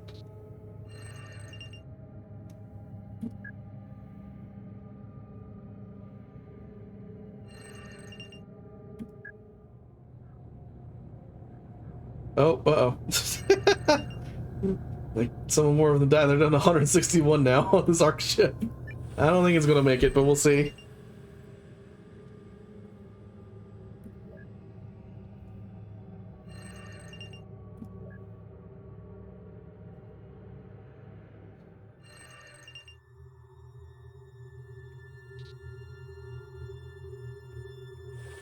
Oh, how Dominions are. Ah, the Lightspeed Age. Interesting. Racing into the Lightspeed Age, interstellar journeys are shortened from centuries to mere decades. Cooler civilization sets new speed records in areas such as quantum state computing, light chip manufacturing, and mining for resources from faraway planets.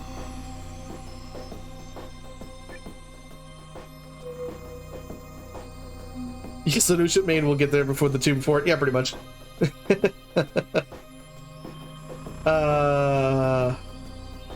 Yeah, I kind of want to use advancement again because, once again, I'm always worried about resource scarcity, especially with 23 billion of these little screwballs running around now. People are achieve true mastery of space travel, and colonial development crosses major hurdles. Civilization also makes leaps in genetic modification and cloning, perhaps even creating new life forms such as trash-eating plants.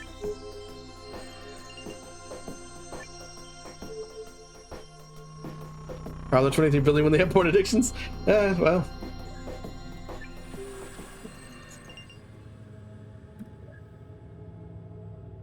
Oh.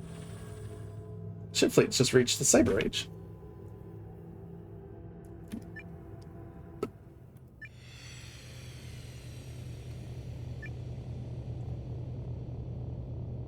Wisdom. Yeah, wisdom will work for this one.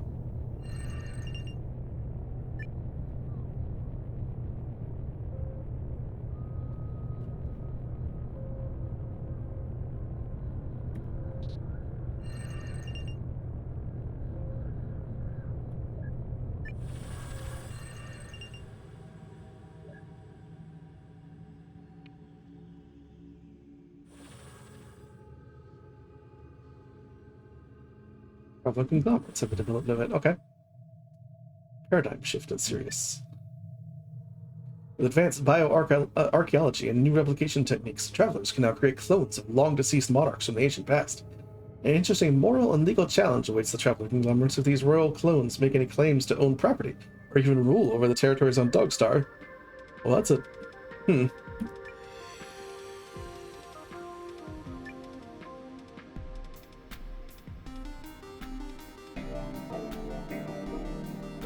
Oh, they're a little...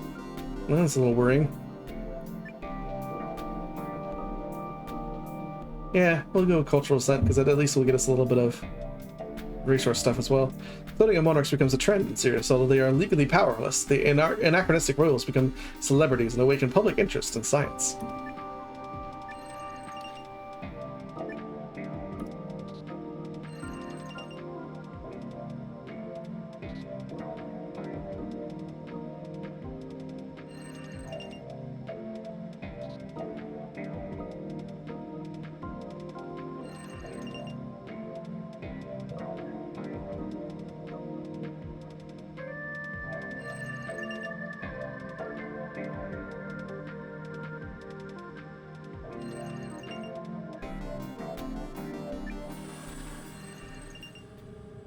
but I only have one emote. Because the fact that most of them are unfortunately locked behind the level 2 and 3 at the moment due to how few people I have had subscribe to me, unfortunately. So, so I have this one and this one, but those are for tier 2 and tier 3 subs.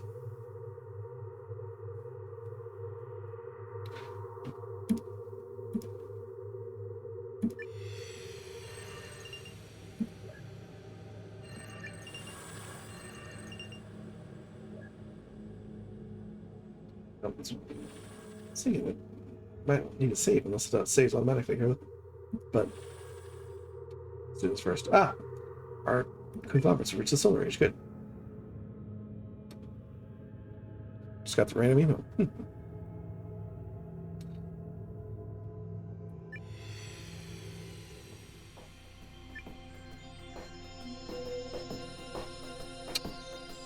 Would have liked to do advancement again, but you know what? Actually, I might do power again on this guy, because again, they're really utopic and their harm potential is not terrible. So we could use that to eat that and get more synthesis points.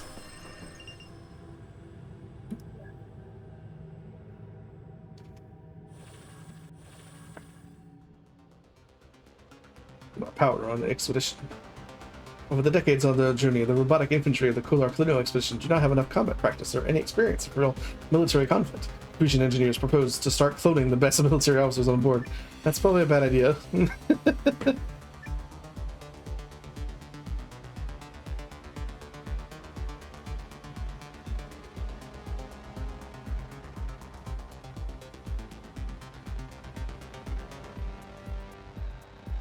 Let's see here.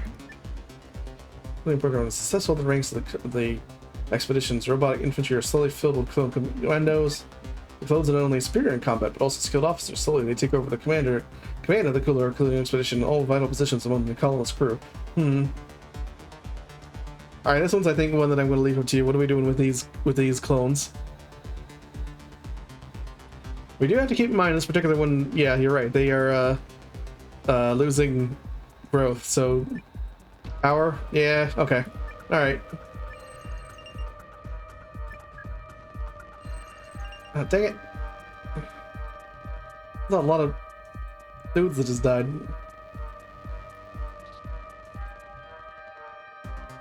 Well, at least I have a lot of resources because, of course, they came out of here with like 1 billion and now have quite a lot less.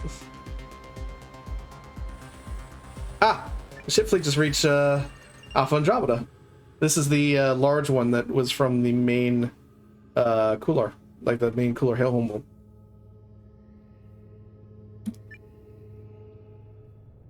A cyber colony. After arriving in the Alpha Andromeda system, the Kular ship fleet lands on planet Alpharets. The crew builds a rudimentary settlement. To adapt the harsh environment, the Kular have cybernetic systems integrated into their bodies, allowing them to breathe the toxic air and become better hazard-resistant pioneers.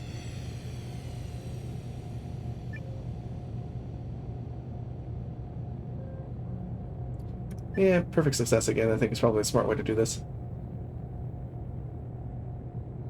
Pioneers merge their bodies completely with advanced cybernetic systems, letting them wander around freely on Alpharets, establish a flourishing society of machine-enhanced Kular.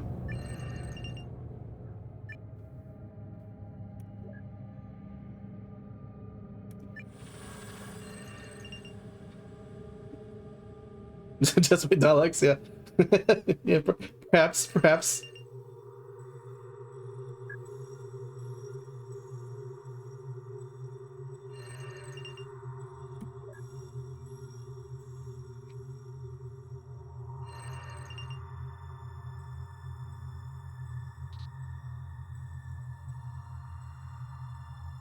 How my dinosaurs doing over here?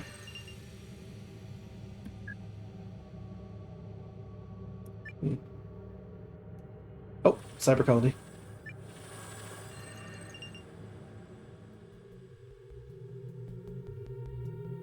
Reduction in Alpha Andromeda. The factions of the Kular are urged by colonial planners to reduce the consumption of resources. If the leaders of Alpha Andromeda listen to them, the environmental The environment of the Kular can be conserved and the exploitation of planetary resource fields reduced.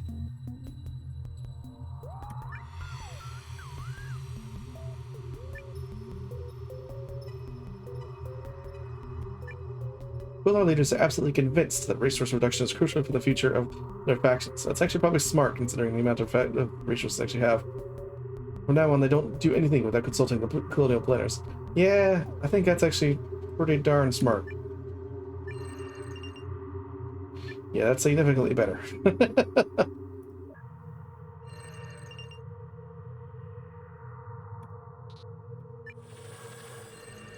Why are they shrimp? I don't know. Ah, here we go. Now we have our answer. The Traveler Arc ship just reached. The Traveler Arc ship made contact with the Kular cyber colony. The Traveler Arc ship finally arrives in the Alpha Andromeda system and discovers that it is inhabited by the Kular cyber colony. What events will be set in motion when the Kular make contact with the Kular? Good question.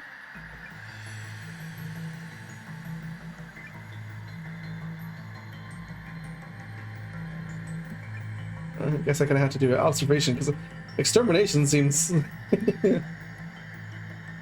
First contact goes poorly and both sides become hostile towards each other. The Traveler Arc ship decides to obliterate the Alpha Andromeda system. That's a strange thing that they would be able to do. Traveler Arc ship monitors the Kular cyber colony to determine if the Kular are a threat. Oh, the Kular are going to attack the Kular, but then what happens if the Kular blow up the Kular? Not the Kular. No, I kind of have to do observation.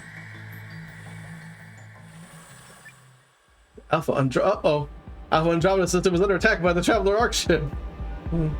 No! Won't anyone think of the Kular? After observing the society, the commanders of the Traveler Arc ship decides to conquer the Alpha Andromeda system, even if it means annihilating the native Kular. I think this is going to go very poorly for them.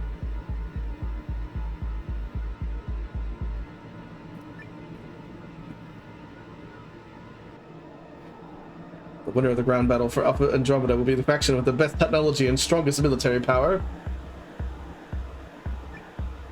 The Traveler Arc ship risks everything to bring down the Kular cyber colony.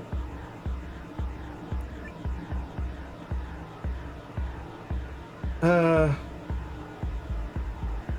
don't know, what do you think? Should we get some more synergy points, or should we,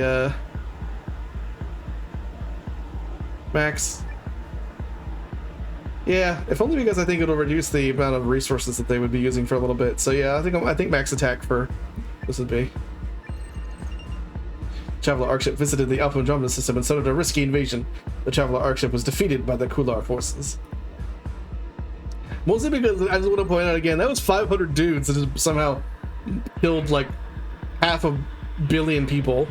Like I guess you could probably do that if you had like a big gun on one of your ships, but still.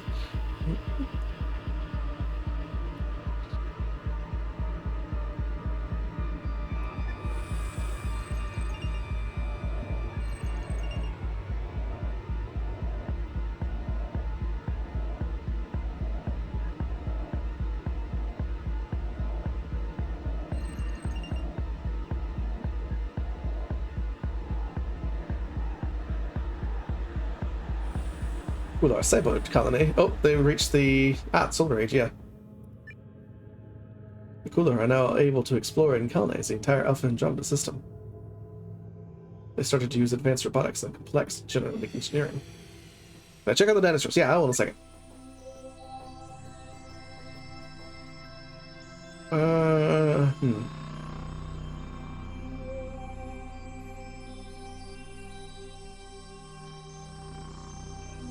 Wisdom might be the best answer here. Although, I could munch on some more synthesis and... Yeah, you know what? I might do power and we'll eat synthesis.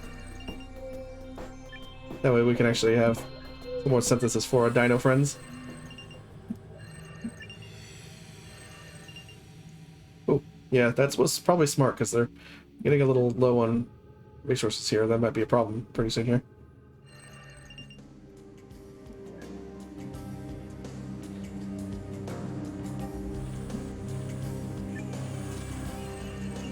Yep, well, there you go. The hunting of big water beasts starts to become a major industry on Earth. These majestic giant creatures are being hunted for food, medicine, and prestige, risking them to become extinct.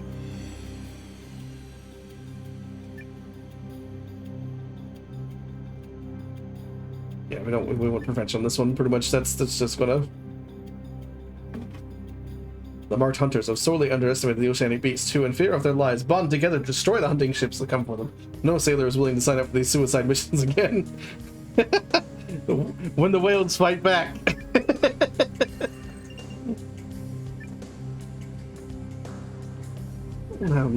Reduce growth a little bit here.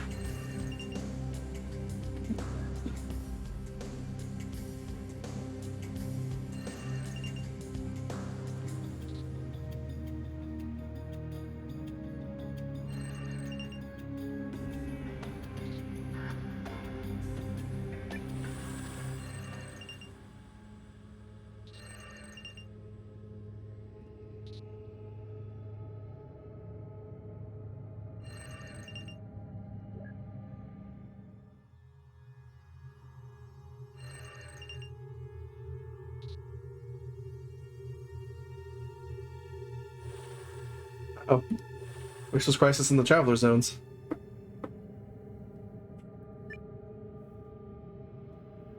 Asteroid fields are becoming scarce in the Sirius system. The effects of ecclesial exploitation brought the traveler civilization to a breaking point. While they are dealing with the resource scarcity, while the zones find ways to prevent the complete exhaustion of the environment, or will they turn against each other?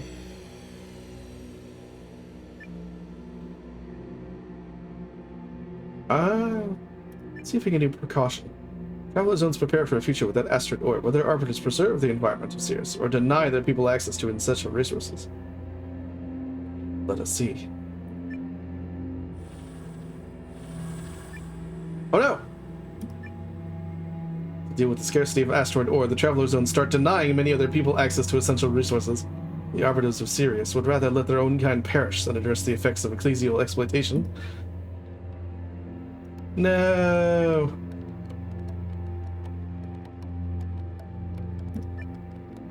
Scarcity crisis hits the travelers hard. Their arbiters lead them down to a dark path, ensuring that more resources will be available for less people, thereby valuing asteroid fields over lives. Or, entire sacred colonies vanish after a generation. Travelers suffer greatly under the regulations of their arbiters. If they survive the asteroid ore crisis, they will have paid a high price. I will say total. I think total decline is probably. Yeah, I think it's probably the smart move here. Lower the growth a little bit here.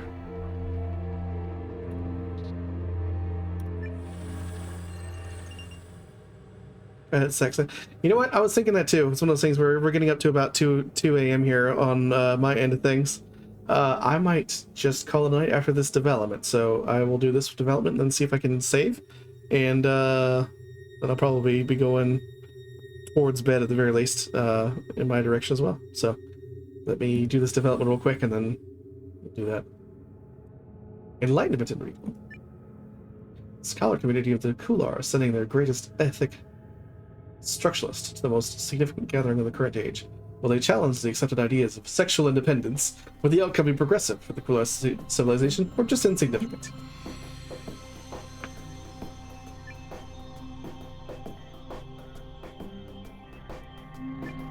Dissent arises among the participants. One remarkable ethic structuralist uses the discussion about sexual independence to establish a foundation for better ethical values among the Kular. Or Zero scholar governors fear the new ideas and don't want the values of the Kular to be challenged. They use the influence and power to disturb and disband the gatherings of the ethical structurists. Oh, I kind of wanted this to be a civilization pillar because they're all about the sexy times, but we'll just do regular development. Alright, and with that, let's see, can I escape? Get this? Ah, save and exit.